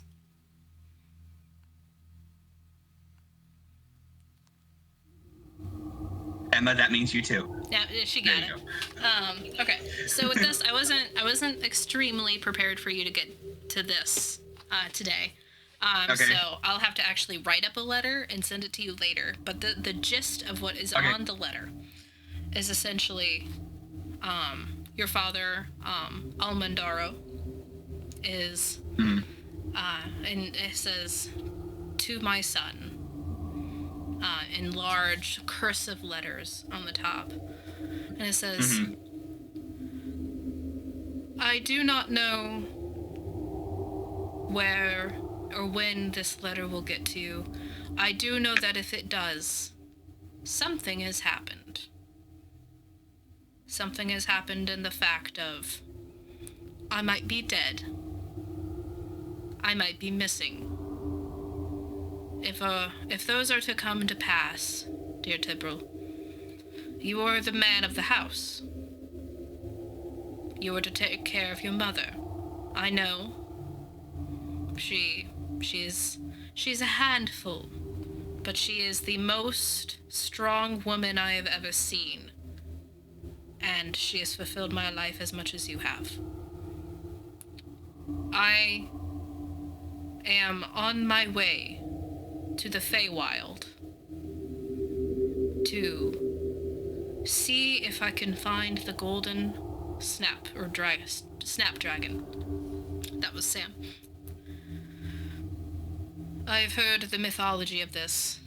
It is said that the great god Althator made those who were worthy go through trials to find the golden snapdragon fruit, and for it to be made into a drink, and when drank out of the symbol of what they would be known for as a god, they ascend and are healed of whatever may inflict them, whether it be terminal or not. This is a very dangerous road that I am taking. If I do not come back,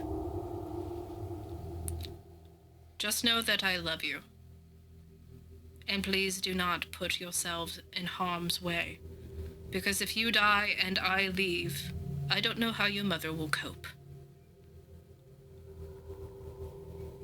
Please be safe." And then it says, With much love, and I hope to never give this letter to you, Almandaro, your loving father.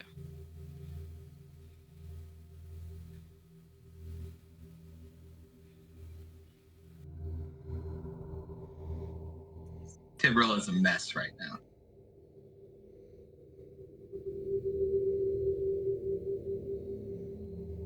And not sure what he's going to do. I'll wait till everybody comes back in so they can see what happens. You do know that as you look at that, at the name Althator, and you stare at it in the letter, as you bring it out, it's starting to get erased. I quickly grab my journal and try to write it down as fastly as I can. Okay. And throw it into my, as soon as I get the name written down, I throw it into my bag of holding. Okay. As soon as you get it written down on your journal, it starts to erase from there. And I immediately rip the page out, stick it in the bag. okay. And now you have that in your bag of holding. Yep. What were there other letters? The other notes were essentially of how to render down the golden Okay. dragon snapfruit or something. I always forget the name of it. Golden Snapdragon. Snapdragon, thank you. The golden snapdragon, how to render that down, and what symbol your mother would be best known for as a god. Cool. I'm going to actually pick up those papers and walk over to... I'll wait till everybody gets back before I roleplay what this is happening, because they'll see this part. I'm bad.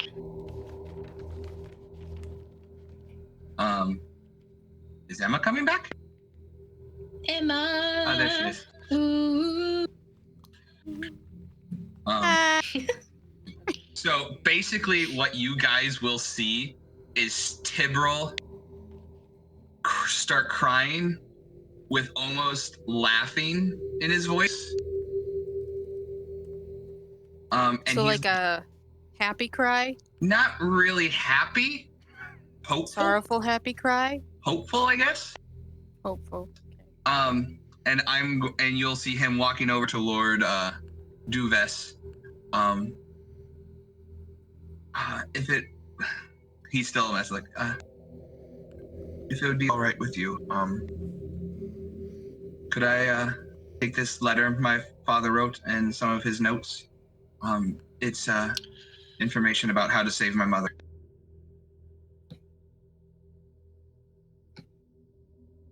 He looks at you up and down.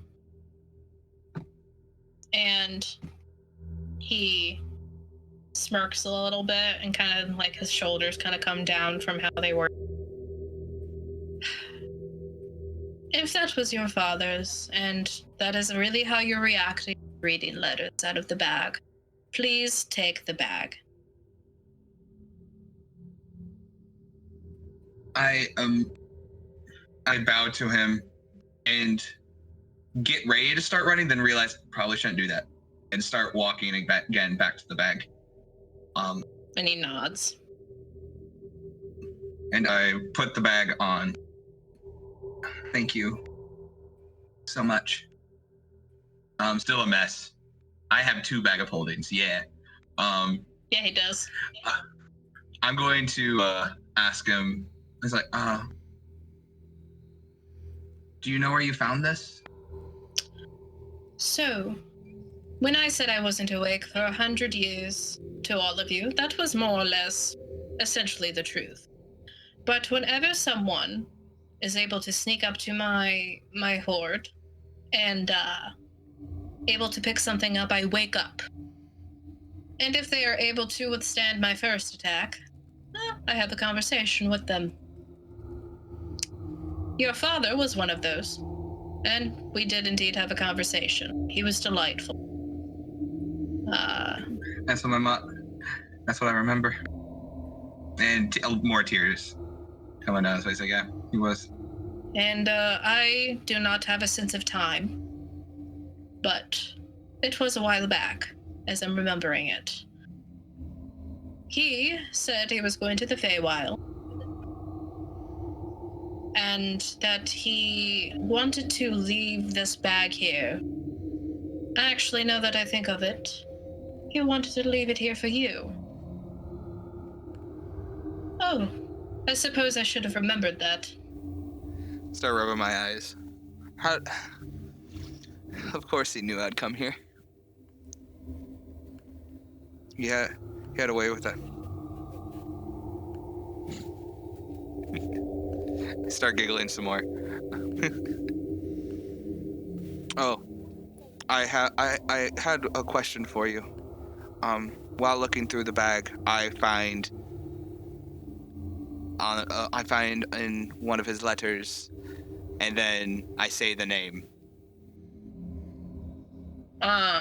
So as you say the name, now you are going, but he perfectly understands you. Yes, that is my brother. That is indeed my brother.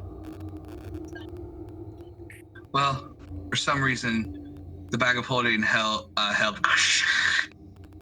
his name down. It held it for some reason, but as soon as I started as soon as I took the paper out, it started fading. I immediately wrote it down and threw that piece of paper into my bag of holding. Well, I guess my old one, so that way we could hold on to it. Well, bags of holding are not held to the same standards as the natural world is, so perhaps it was preserved. Interesting. I thank you so much. Sorry for acting so rash earlier. It is not a problem. I swear, no, that's not usual for me. Yes, I would keep that in check. Well, I understand, but a lesson that needs to be learned, and he looks at all of you scanning the room.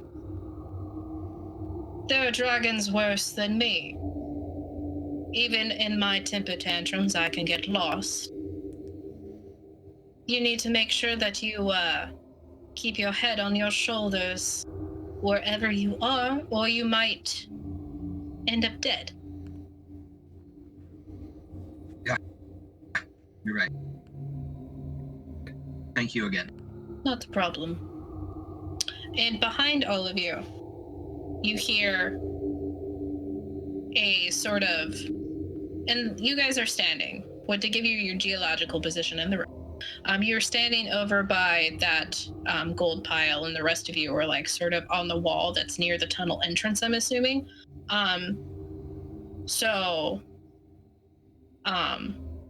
The farthest one away, I believe, is Red Guest at the entrance, which is about 60 feet away from the center of the room. The rest of you are like scattered on that side.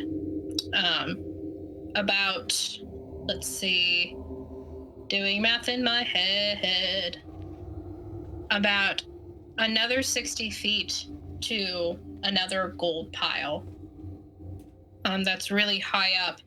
All of you look back and you see a large half-orc just grabbing a shield that you guys hadn't seen before. The shield or the orc? Or both? Most of you haven't seen the half-orc before. He is tall, very muscular. He has a loincloth on so you can see his butt cheeks.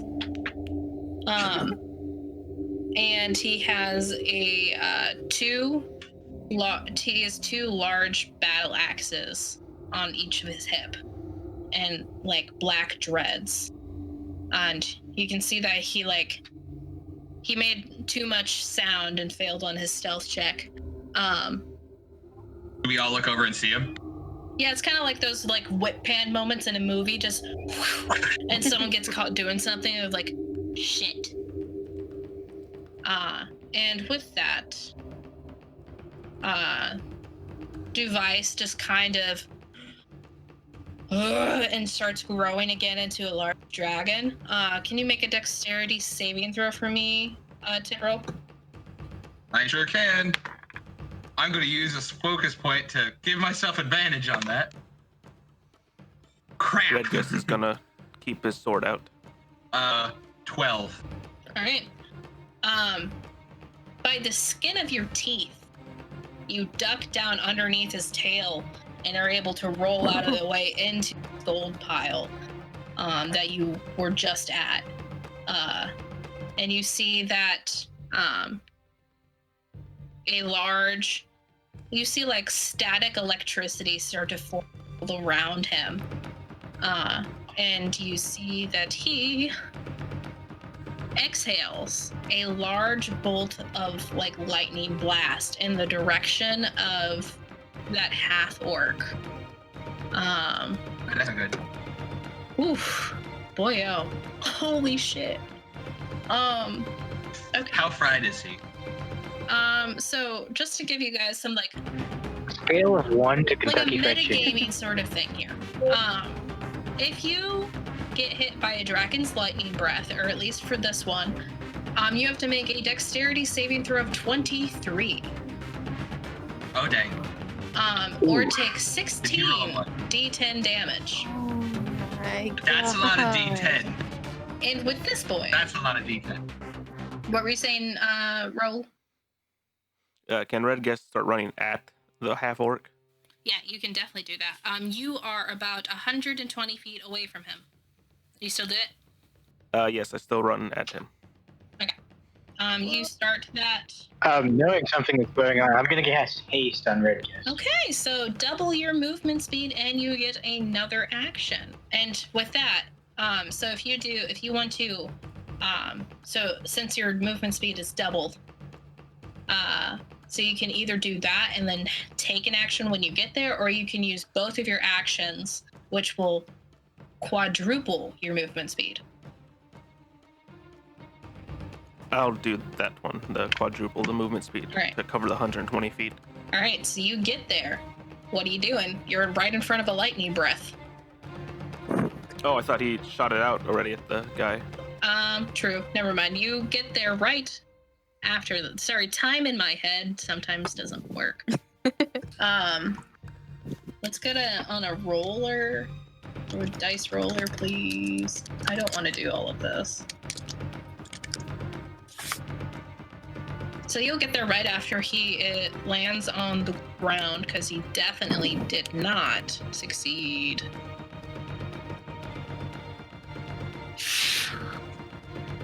Okay, so I said D10, so 1, 2, 3, 4, 5, 6, 7, 8, 9, 10. And roll. Whew. You see, that is exactly his hit point total. Oh, wow. He gets 67 points of lightning damage. And you see this half-orc drop to the ground and it doesn't help that he's holding a large metal shield in his hand either. And you see Redgus run across the room to the half-orc, and you get there right as he hits. I'm going to point my sword at him, and everyone's else super far away, right? Yeah. I'm going to whisper to him, play along. And he looks up, and he's like, what are you doing here? Okay. Can I do anything else, or is that it? You took your entire action and then other action because you're hasted doing that, so I will say yes. But you do have a bonus action. What are you gonna explain to me what you will do, and then we'll see if that fits into a bonus action. I think it would have to be an action, so I'll just Okay. say I did all that. With that, if he lasted past this lightning breath, I was gonna have you guys roll initiative, but he didn't. So You guys just see all of this happen, and then Lord Device shrink down and start to walk calmly over. What are you guys doing?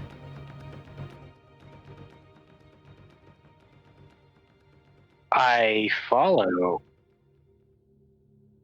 Okay.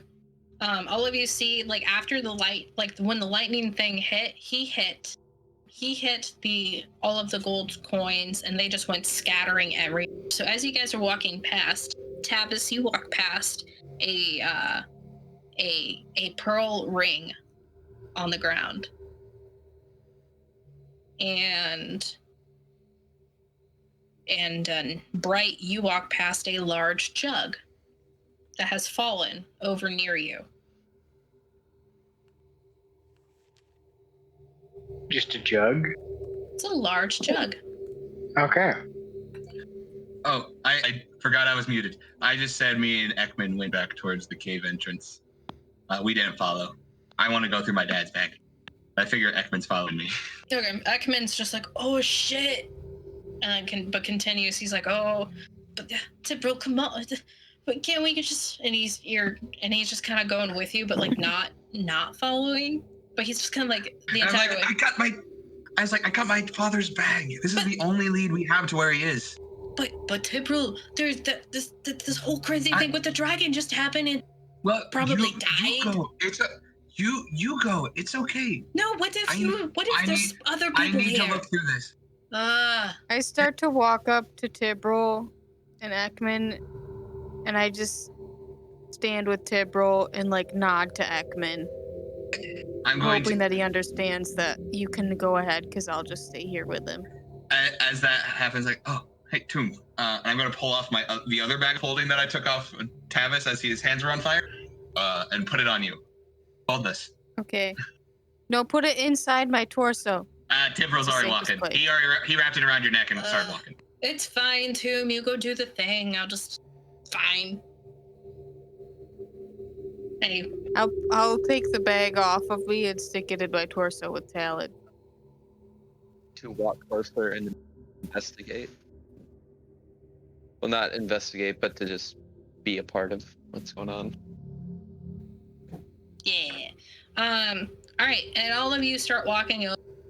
Red Guest runs over, and he just like points his sword, and you see him say something, but you're too far away, and he just rears back and just stabs.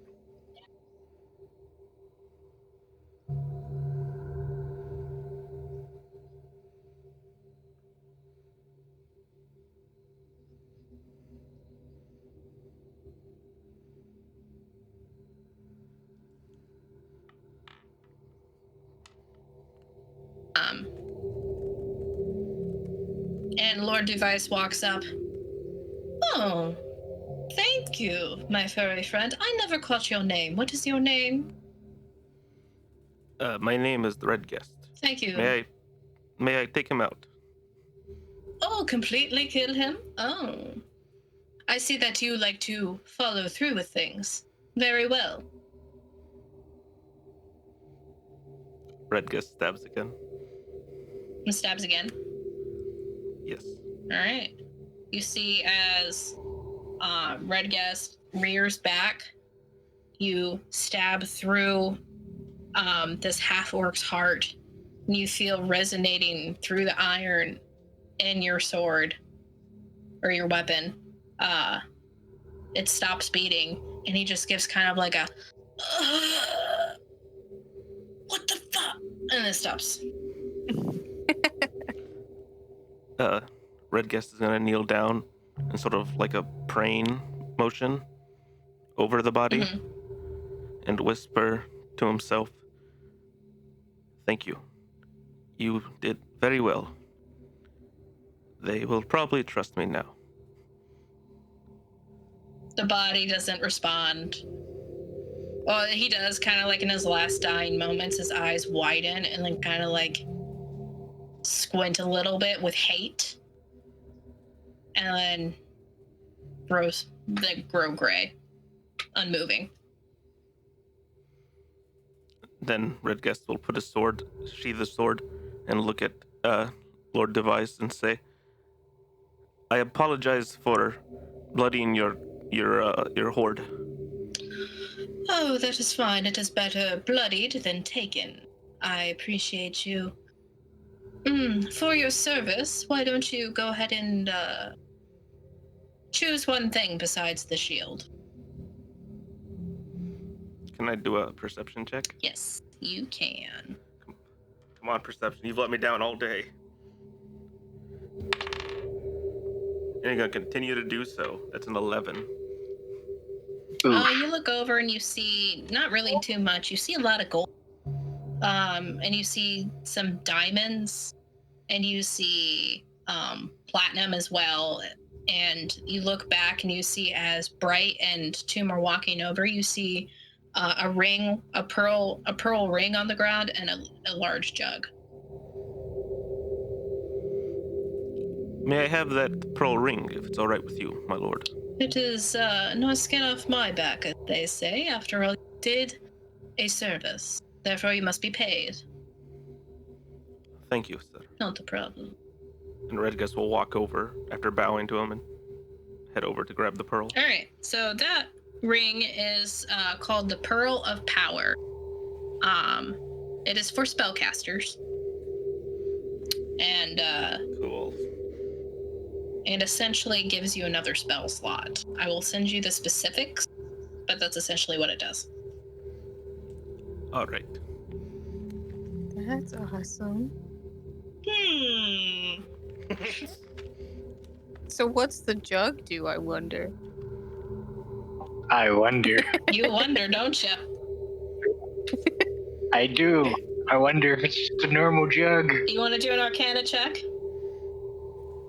No, It probably is just a normal jug, let's be real. I don't want to die. You don't have to touch it to do an Arcana check.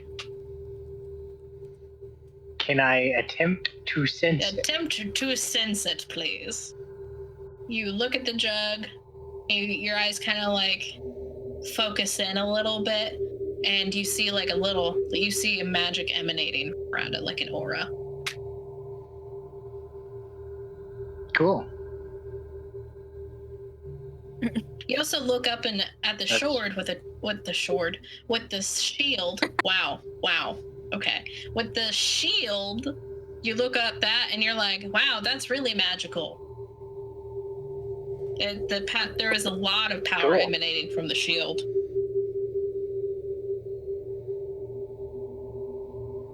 All right, that's all I wanted to do. Nothing else. All right.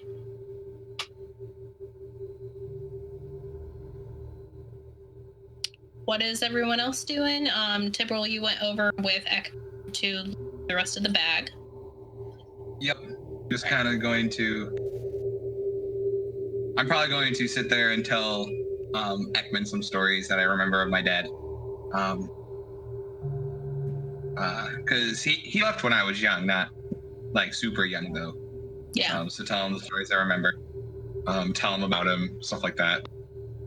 Ekman kind of sits closer and like looks really interested. And if any of you look at Tibril, he's no longer glowing yellow. He's now glowing purple. Really? That's cute. He doesn't even know why he's he doesn't notice himself changing color, but he's turning purple. While telling stories of his dad. All right. Can I like make a perception check? Yeah, you can totally make a perception check, my dude. Because I want to try and. I guess my goal is to see if there's anything in here that could somehow explain my past that I don't remember. Go for it. Also, can I go back to Lord Duvais to ask him something? Yeah. Would like to go to Lord Device as well. I rolled a 14. Okay. So first with Tomb's roll, you look up, and the only thing that really seems to catch your attention, but is holding your attention, is the shield that someone died for. And you look. Can I approach the shield? Yeah, you can approach it. I can There, you're good. You approach the shield. I assume you're not touching it. No. You look down, and it's a very familiar sort of insignia with the two palms open-handed. Is that what's on my medallion Yep. thingy? That is the symbol that is on your insignia on your chest, but it is That's the symbol of static. but it is missing the sword and the shield carved into each palm. Hmm. Can I make a history check on it? Go ahead. And while you do that, Tavis and Redguest, you both approach Lord Device, who's just kind of looking over all of the gold that has been scattered, and is kind of like sighing, a little upset. And looks at both of you. It won't take me long to clean, but it's a little irritating. I had such a great system. Lord Device. Yes. Do you mind if I search the body? Not for gold. I don't leave any treasures. I just want to see if there's any notes or anything, just to know if there's anyone coming next. Sounds great. You have my permission. Okay. Thank you. And with your I'm other gonna go over rolls, and search his body. real quick, Tomb, you had an 18. Okay. So with that, Walk up to Lord Device and I say, that was. Did I ask you Well, to do now history? that is over.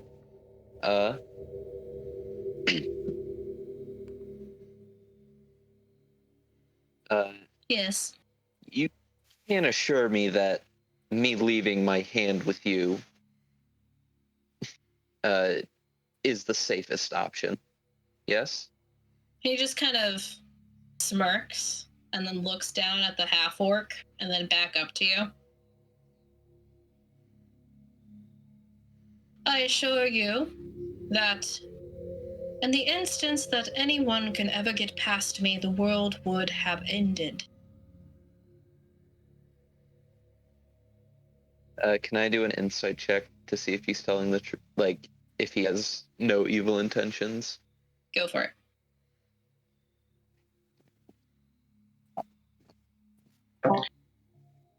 Sam, would that have clued me in on his? What? Would that have clued me in on his relation to Asgaroth? Go ahead and roll once more history. Natural 20. Natural 20 for you. Funny, natural 20 plus 7. Boy-o. Good night. I also got an 18 for my history check on the shield. Boy-o. Okay, so first, we'll do the one that I was just in front of me, so I don't forget. So insight. You look at Lord Device, and he looks at you he looks very smug, but it looks like he has power behind that smug. Like he has the power to back up, put the money where his mouth is, essentially. And it looks like he doesn't really care that he just killed that man, and that he just essentially, you can kind of get that he really doesn't like whatever is happening with your hand.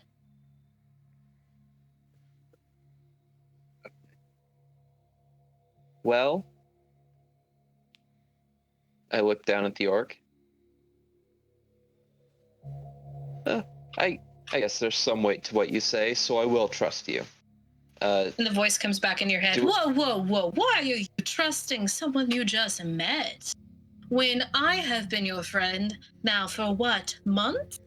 What is this? I feel this is unfair, and I am very trustworthy. No.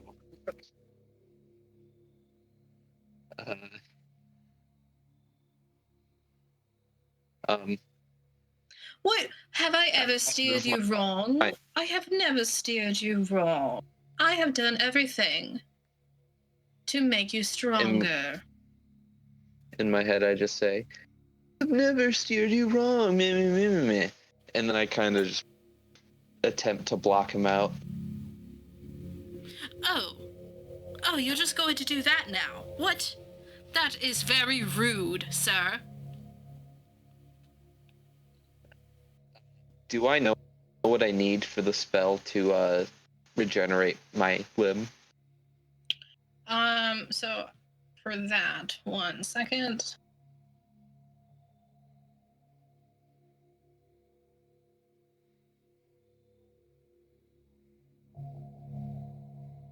Let me double check. Okay, so with your 16 earlier, you know that this spell is called Regenerate, and it is a 7th level spell. Oh, I misread this spell. It does not make you grow new limbs. Okay. It targets severed body members, if any, are restored after 2 minutes. Oh, wait.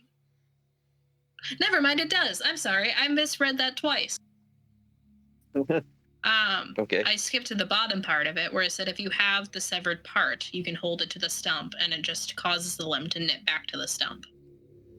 Okay. So essentially what we did before, I had you do like a real like nitty gritty regeneration spell with a bunch of like checks that you had to pass, but this one's just, you do it. Okay. So that's how you do it without using the wish spell. Okay. But 7th level is a very high spell. You could always, out of character to Zach, you could always ask him if he could restore your hand. I turn to Lord Device and I say, I know this spell, however, I'm not quite attuned enough to actually cast it myself. I'm willing to cut my hand off, but if you were to know the spell, would you be able to cast it on me? He looks at So you that I... and he kind of thinks a little bit. I'm afraid that even with my massive talents, and I don't have spell casting in that sense,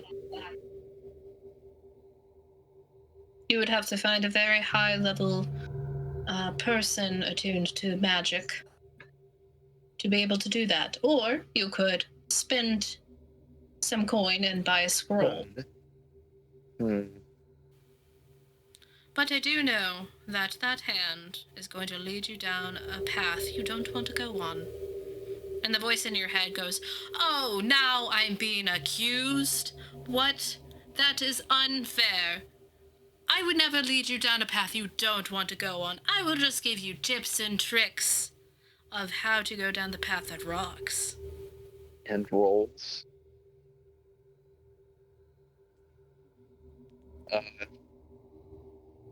That rocks and rolls, I say. Well, I assume if you rock, you must roll. You have to go with the flow. No. And I block him out and ignore him. Didn't get the reference, cut it off.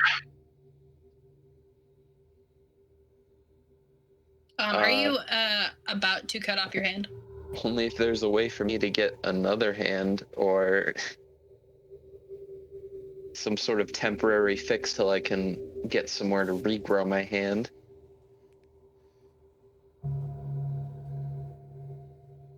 You might be able to use that healing juice on you to like at least close the wound and stuff, and then we could search for another hand replacement.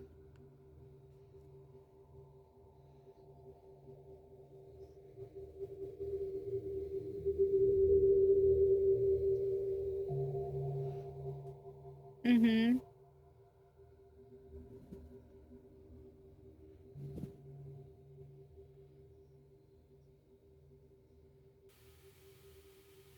Yeah, because I wanted to know if there's anything that I know about the shield. Okay. You look up and you feel that this shield, while isn't really the origin of your past, but it has been very ingrained in your past, and it feels very familiar. You have a very familiar feeling of being blocked in your own mind. Am I next to it? Yeah, you're right next to it.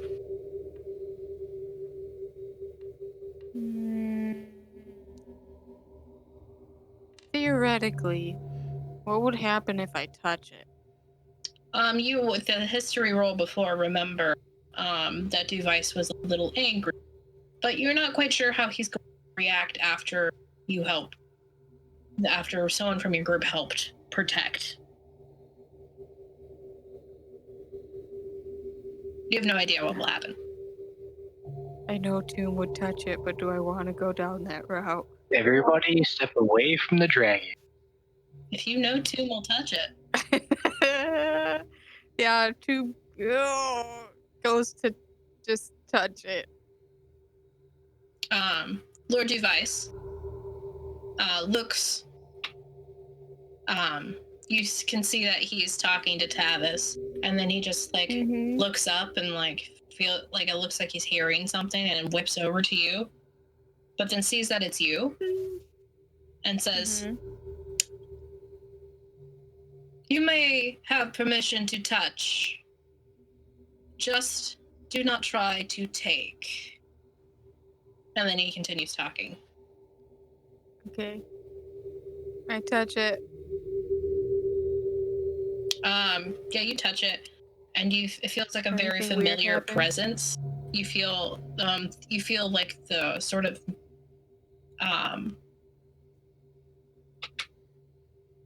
a name sparks in your mind. Oh gosh. What is it? Um, Do you want to just...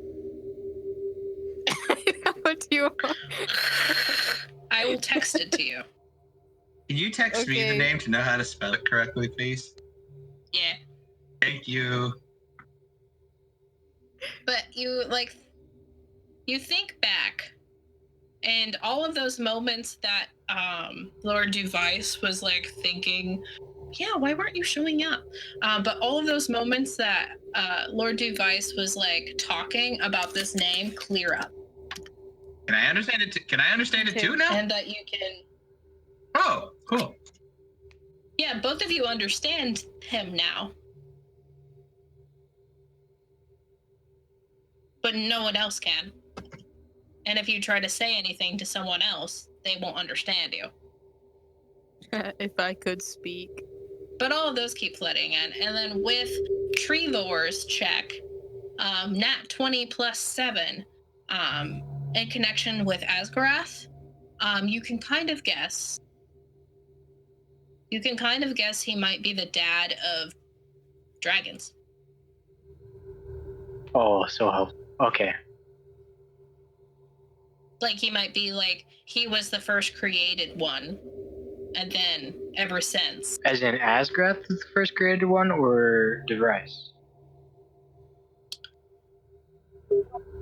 Device, Asgarath, you're not quite sure what the line is. Are they the same person? Using the I word will. personality? I will extend my quandary to Device, and I will ask him, my lord, did you used to go by the name Asgarath? A lot of bombs are being dropped this episode. I can tell. He kind of looks at you and kind of smirks. Well, you see, the name does ring a bell, indeed. Okay. Did you need something? No, my lord. I would just like to introduce myself. formally, if you are indeed Asgarath, how did I put it? This is Trevor's brain not working again. Is he? How did I put it? He's the patron of my clan? No. Essentially, he is like the deity, like the chosen deity. So you could say patron. Okay. Like they went from bad like patron to good patron, essentially. Okay. I would like to formally introduce myself to the patron of my clan. He kind of looks at you, smirking. Oh. So I see that, even though my brother tried to, as he said, put all of the followers into one place, it didn't work. I love that. Very nice to meet you. What was your name again? I bow and I say, my name is Nick Sprite, my lord. Interesting. All right. Well, you may call me Asgarath if you would like, or you can call me Lord Duvius. Either one. But depending on what you may call me, I may change.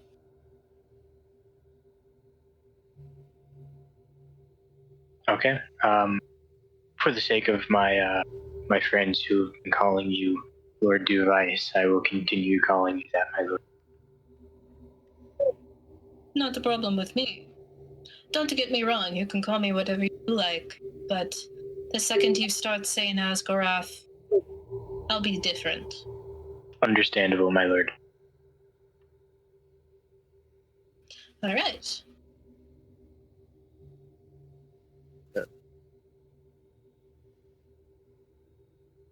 Can I ask him a question?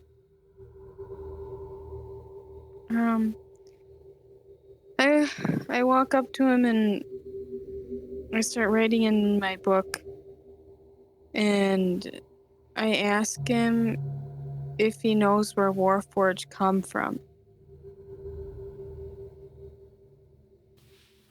He looks at you, he reads, and he says,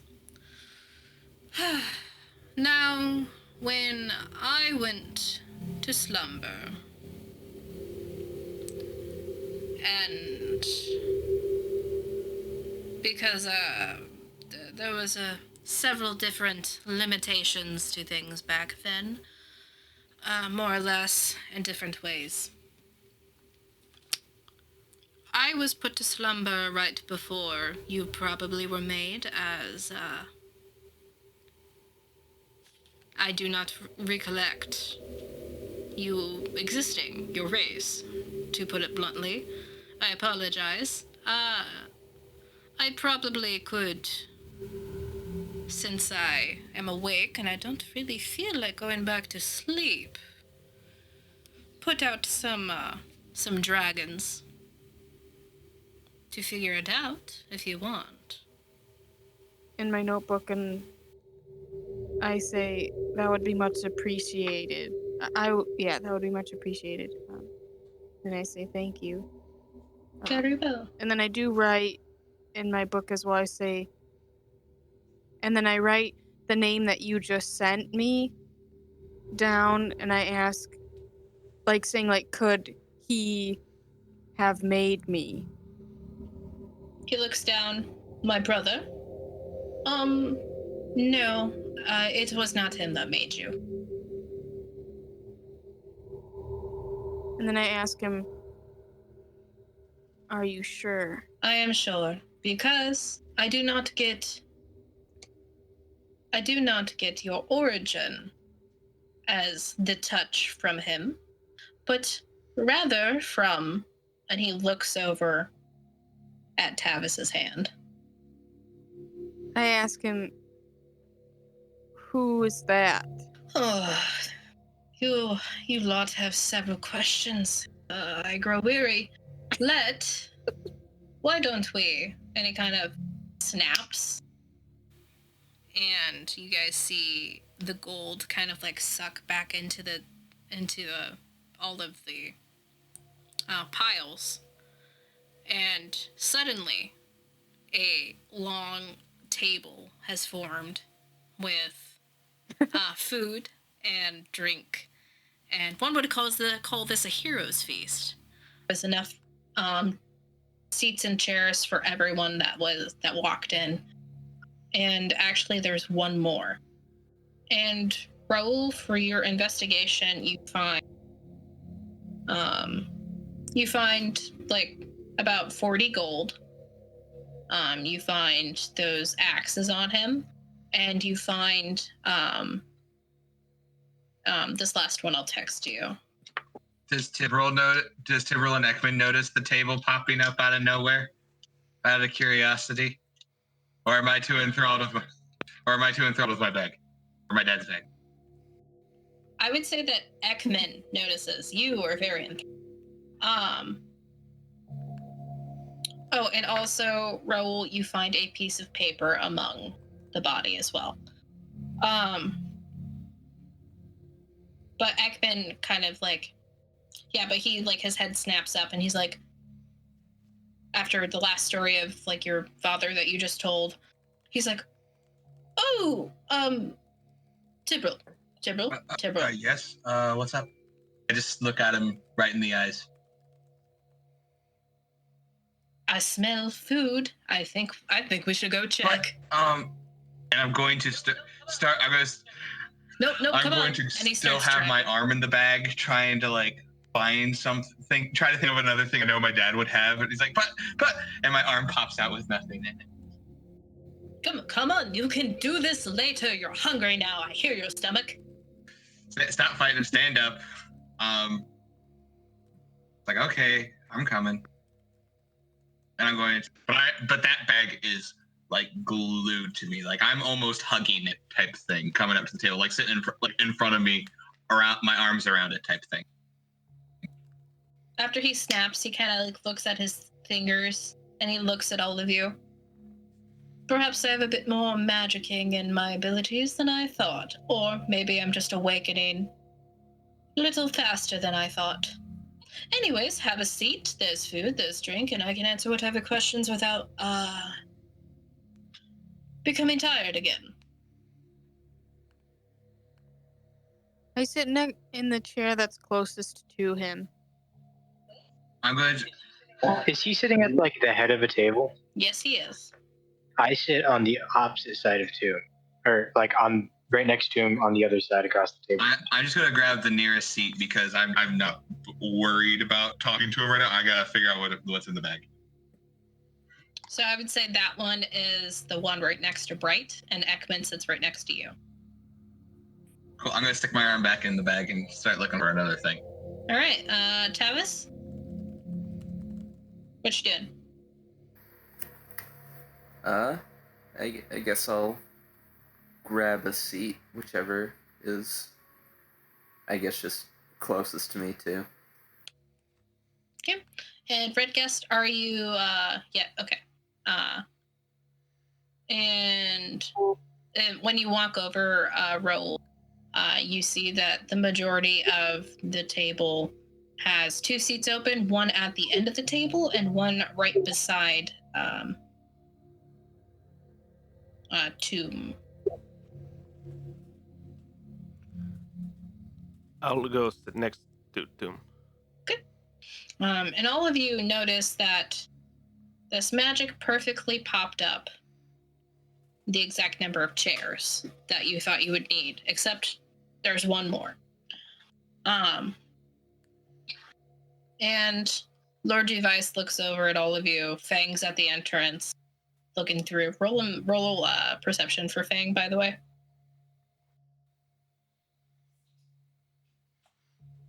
How are you feeling after all those swords? Red Guest says the Tomb.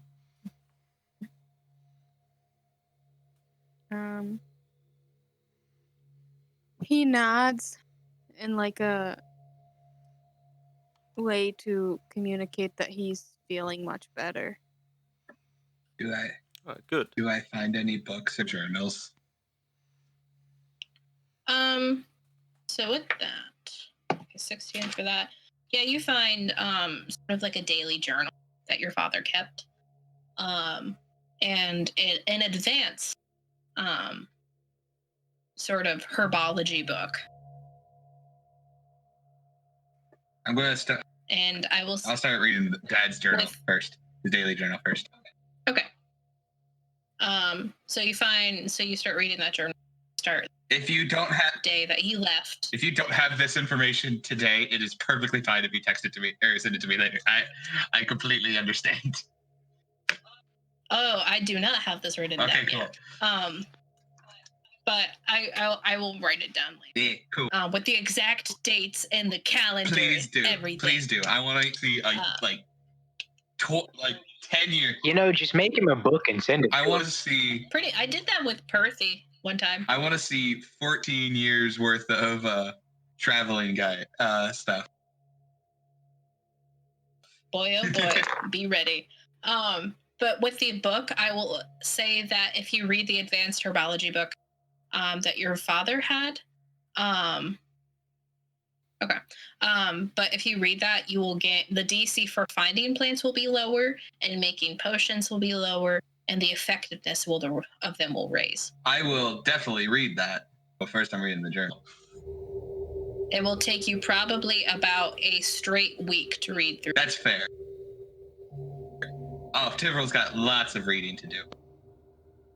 Yep. It's gonna be great. All right, you start learning about your father, just to give you like the general what you learn about now, why he left, when he left, what he said when he left, his feelings about it, his hopes when to come back, sort of deal, or like the first entry. Like it seems like a pretty messy writing. It seems to jump in places, like he was in the back of a cart when he was writing it. All right. Yeah. So you start learning about that. And Tomb, you start asking about your dream and such. Now, Tavis, when you sit down and start seeing the writing and then people talking, you kind of make a connection back to the dream that you had about now a month, almost and a half ago-ish, that you started to tell the group, but just to remind you that you had that dream. Huh? Okay. Tomb, you sit down and you start telling. First, could I look over to Nick and ask him? Nix, let me think. You are right next to Tomb, I believe. So he is diagonal. All right. Across from you. I look over to Nix and I say, just an offhanded question. Would you be able to make me a prosthetic hand that I would be able to control?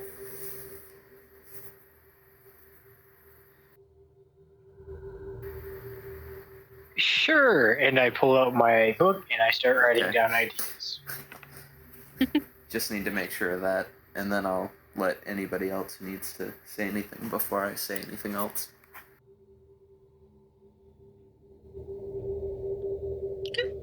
Tomb, you start writing down your questions about the dreams and explaining that to him.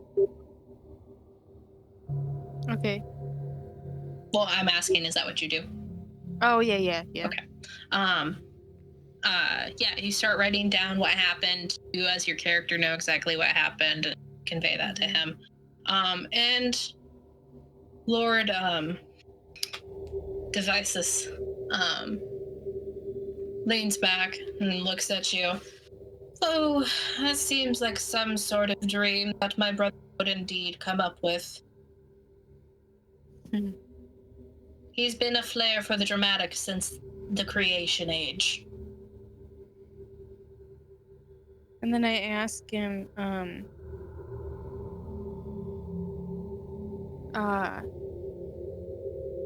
could there ever be a moment when I could hurt my friends?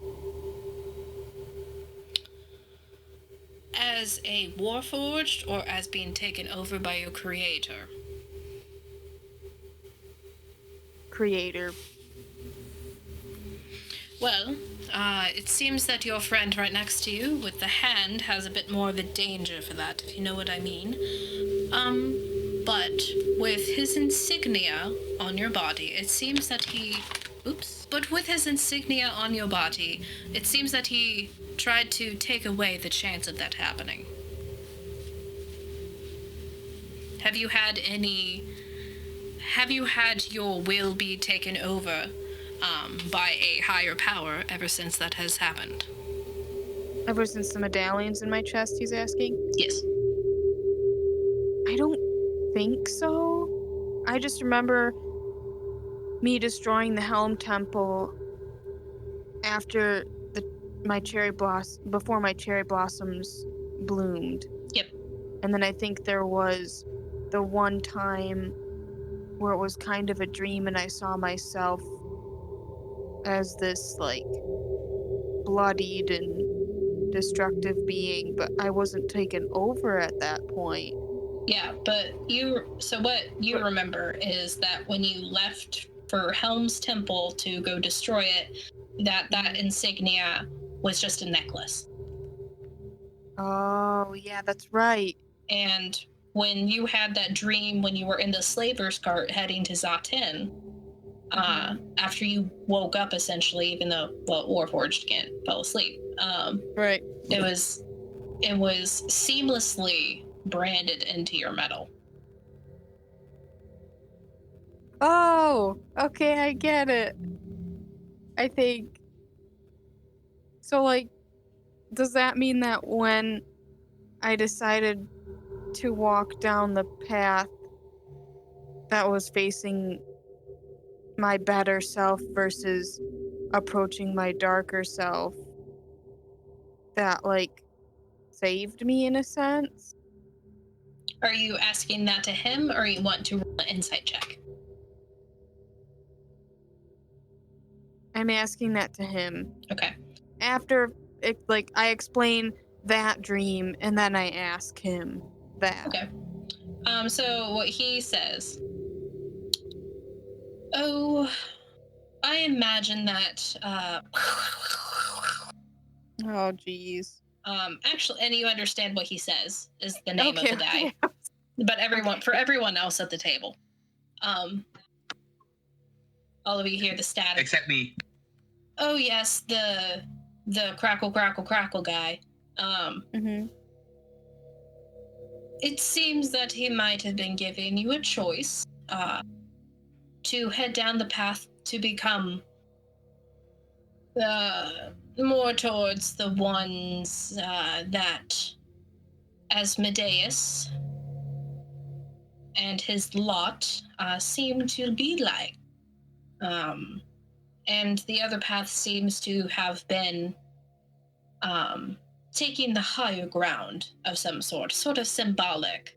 It sounds like the dream was leading you either in a road that was heading downward or a road that was heading upward. And would I recognize, because you said Medeus, would I recognize who that is? Yeah, I probably slurred my words weird. Okay. So essentially, oh, no, yeah, it was a name. I said Asmodeus. Oh. Yeah. I was Would I trying to know who remember what that I said is? for a second. Roll a religion check, but the DC's very low. Okay.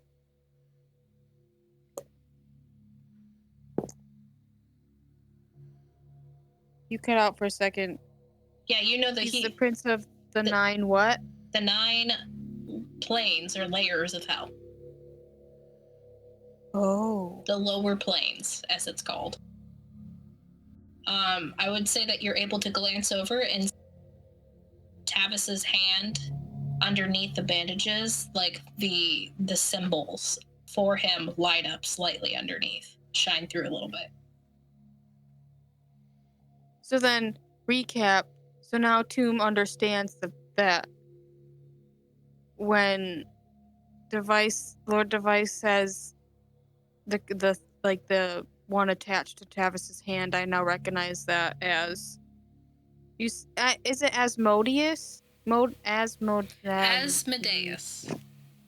Asmodeus. Okay. You can Thank say you. Asmodeus, So I would but recognize- this is like the fancier way of saying it. Right. So I recognize that Asmodeus has control, or is somehow connected to Tavis's hand. With that high of a roll right now, with you Yeah. thinking about that, you link it instantly to when his hand got chopped off. When you literally Oh. opened the gates to hell.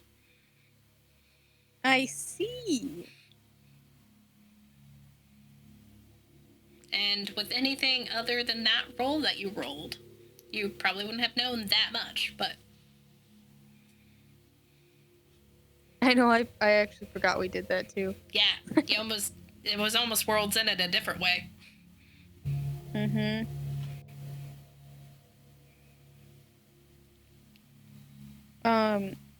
But I wouldn't know.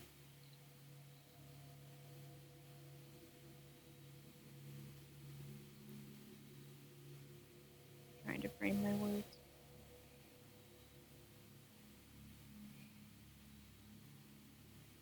But I wouldn't know how, like, what his intentions are with Tavis and, like,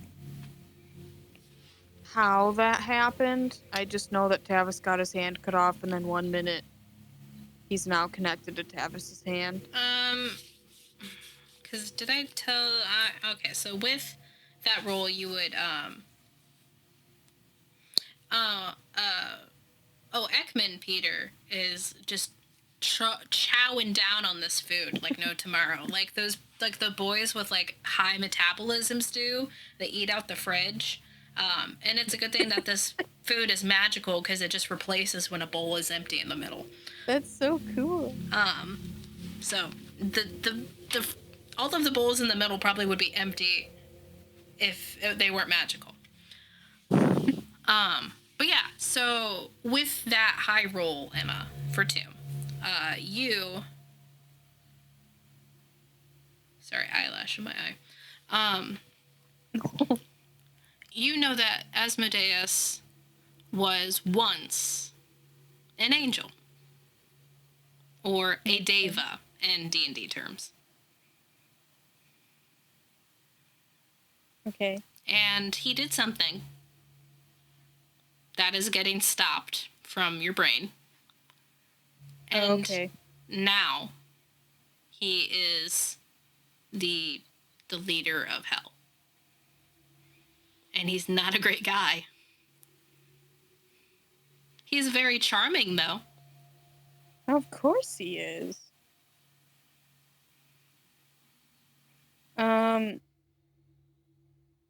Do I know why the medallion in my chest is stopping him from controlling me again? I would say the last thing that you know with the 20 that you rolled would be that, like the last blessings, his power is a natural repellent. Like the last blessing. Are you saying, like, Device's brother's power is a natural repellent? Yep. Okay.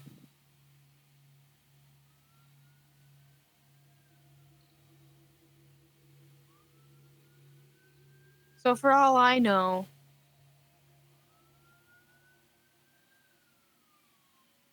the now ruler of the 9 realms of hell could have created me. Yep. That's And you've terrifying. been touched by this lost god that you've never heard of before, but feels very familiar for some reason. Mm-hmm. But yeah. I'm learning so many things. You came to the right cave. I know. Okay. But yeah. I'm pretty sure that's all I wanted to know. Yep. Lord Device looks at all of you. No, I imagine that was a lot of information, I guess, since this world does apparently not know my brother, but does know me. That gives me a little bit of joy. And he kind of smiling off to the side. Ha! Get that! I win. How I was fiddling, probably, and from what Tavis could guess, the literal gates of hell. How it got cut off, and how a spirit or demon of some sort got trapped in my hand. I tell him about my escape from the stone that I have in my pocket, and the scepter that was in it at the end of the maze. All right, so you produce the pyramid stone from your pocket with the large eye and the ivy all around it. What is that? This, it somewhat acts as a safe, but also a storage, and a prison, and a maze.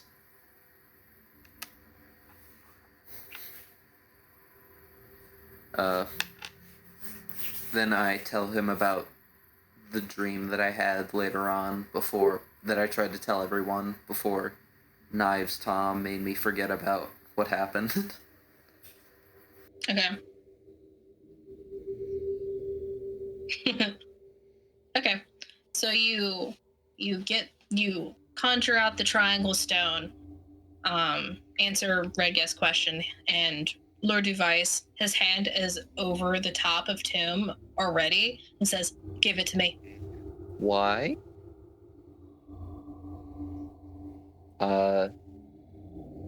Give it I feel to that me. this is probably much safer in my possession, and I had it first. Do as he asks. You're really going to play Finders Keepers with me? Just let me take a look at the stone. Give it. Tavis looks at the stone, looks at Duvise, and he just goes, "Alright." And I slide the stone over to him. And he turns his palm down to grab it off the table. And he looks at it. This looks to be of some sort of mechanism. It has all of the magic powers in the world inside of it. And you just have it in your pocket. Why, where else would I keep it? I mean, I could probably make it into a necklace and put it around my neck, but I feel my pocket is safer. No. I'm saying, why do you have this at all? This is far too powerful to be in anyone's grasp. It should probably just be destroyed. Well, it's one of the things that, the secret order that I used to be a part of, used to hold dangerous magical objects in order to safely transport them. Your magical order sounds like nitwits. They were using a relic from the beginning of time to hold other relics.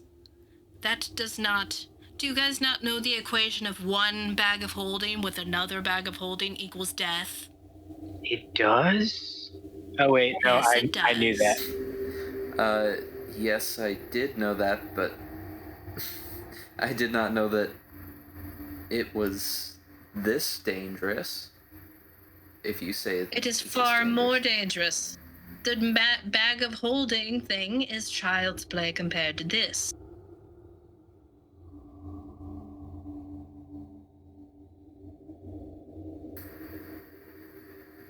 All I can say is that it was given to me and that I have been using it. And while this is new information, maybe I will probably stop using it. But I might still need to use it at some point. Roll a persuasion check with disadvantage. Disadvantage? Yep. Nat 20. With disadvantage. 17. Oh wait, persuasion. Still really good for Wait, disadvantage. Oh no, my tabs. They're too many. I shouldn't have done this. Oh, I can't believe you've done this.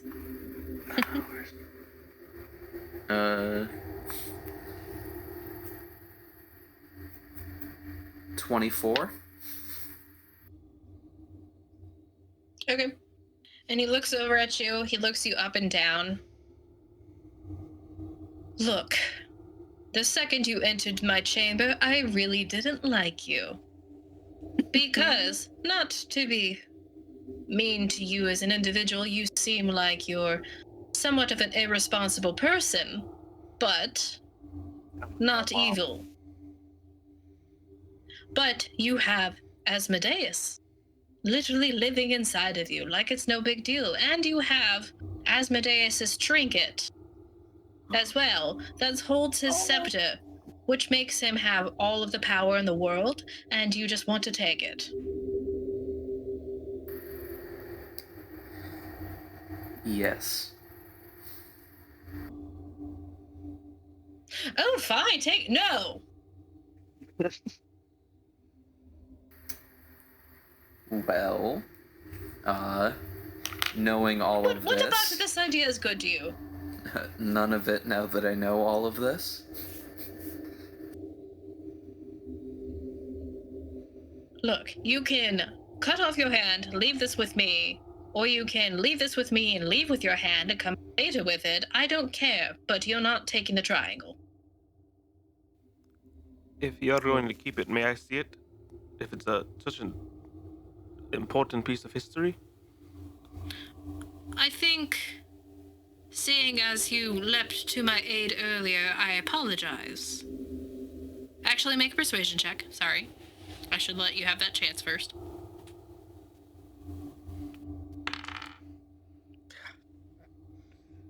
Natural one for a 7.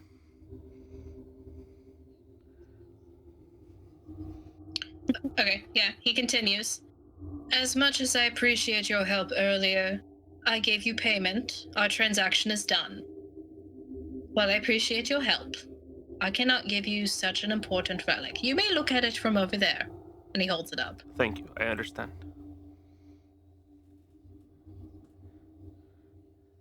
Not a problem. I apologize for being brash, but this is far too dangerous to have in anyone's hands, and I most likely will dispose of it in some manner.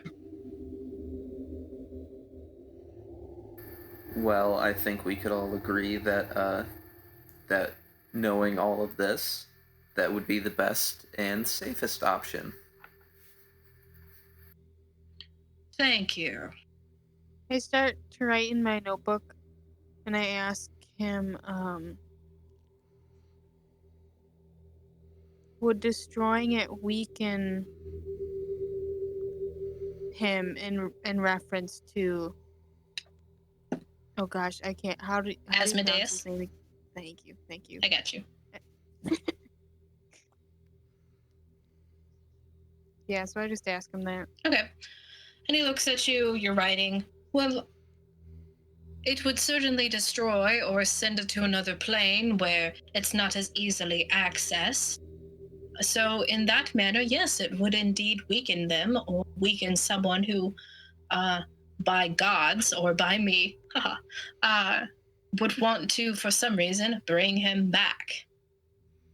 So, as with him saying that, I also write in the notebook, and I say, does he not have a physical form? Asmodeus, when he was banished from... That's static for me too, right? You hear... See, this is hard to roleplay and not let everyone else know everything. You understand it. You could just text it to me separately. Ah, okay. Yeah. Okay. So when he was banished from... his physical form was, of course, diminished. It was changed, mutated, and he was bound to the most deepest layer of the lower planes. And since he was chained there, and he has a whole entrance that can be open and shut using this little trinket here, who would have thunk? He has to have avatars. And when he says avatars, he looks over at Tavis. Ooh. And those avatars do his bidding for them. He's maintaining eye contact with you. With me or Tavis? Tavis. Okay. So, he binds with them, befriends them, and eventually takes them over. Until, of course, they die. And then I ask him, so then what does that make me? You are a construct. You were made for one purpose. I'm assuming for war, since your name is Warforged. But you do not qualify for being an avatar for him, as you are not organic. Other than your tree arm, I guess. But what is interesting to me is Warforges seem... You have sentience. You're not just told what to do. So it seems that you are becoming you have become your own thing. So then I ask him a follow-up question. Could that mean that all the other Warforged in this world were created by him? I suppose that would be the answer, or the creation could have been replicated, or something. I do not know the answer to that, as I have just woke up after a couple hundred years. I apologize. But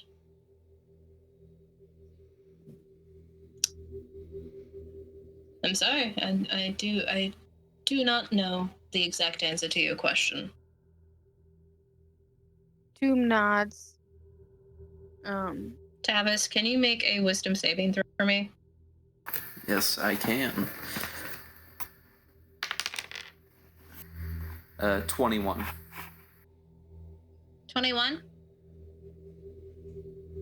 You feel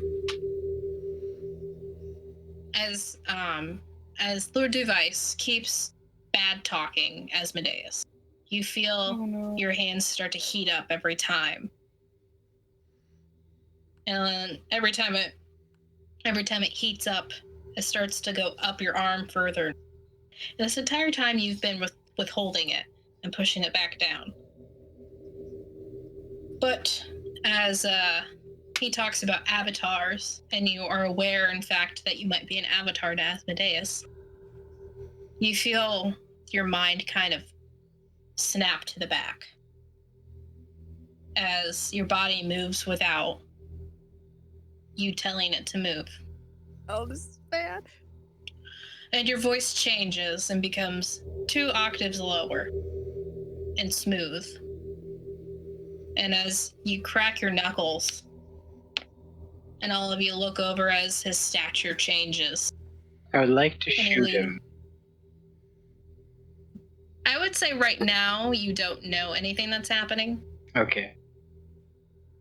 But he leans forward with his elbows on the table. My.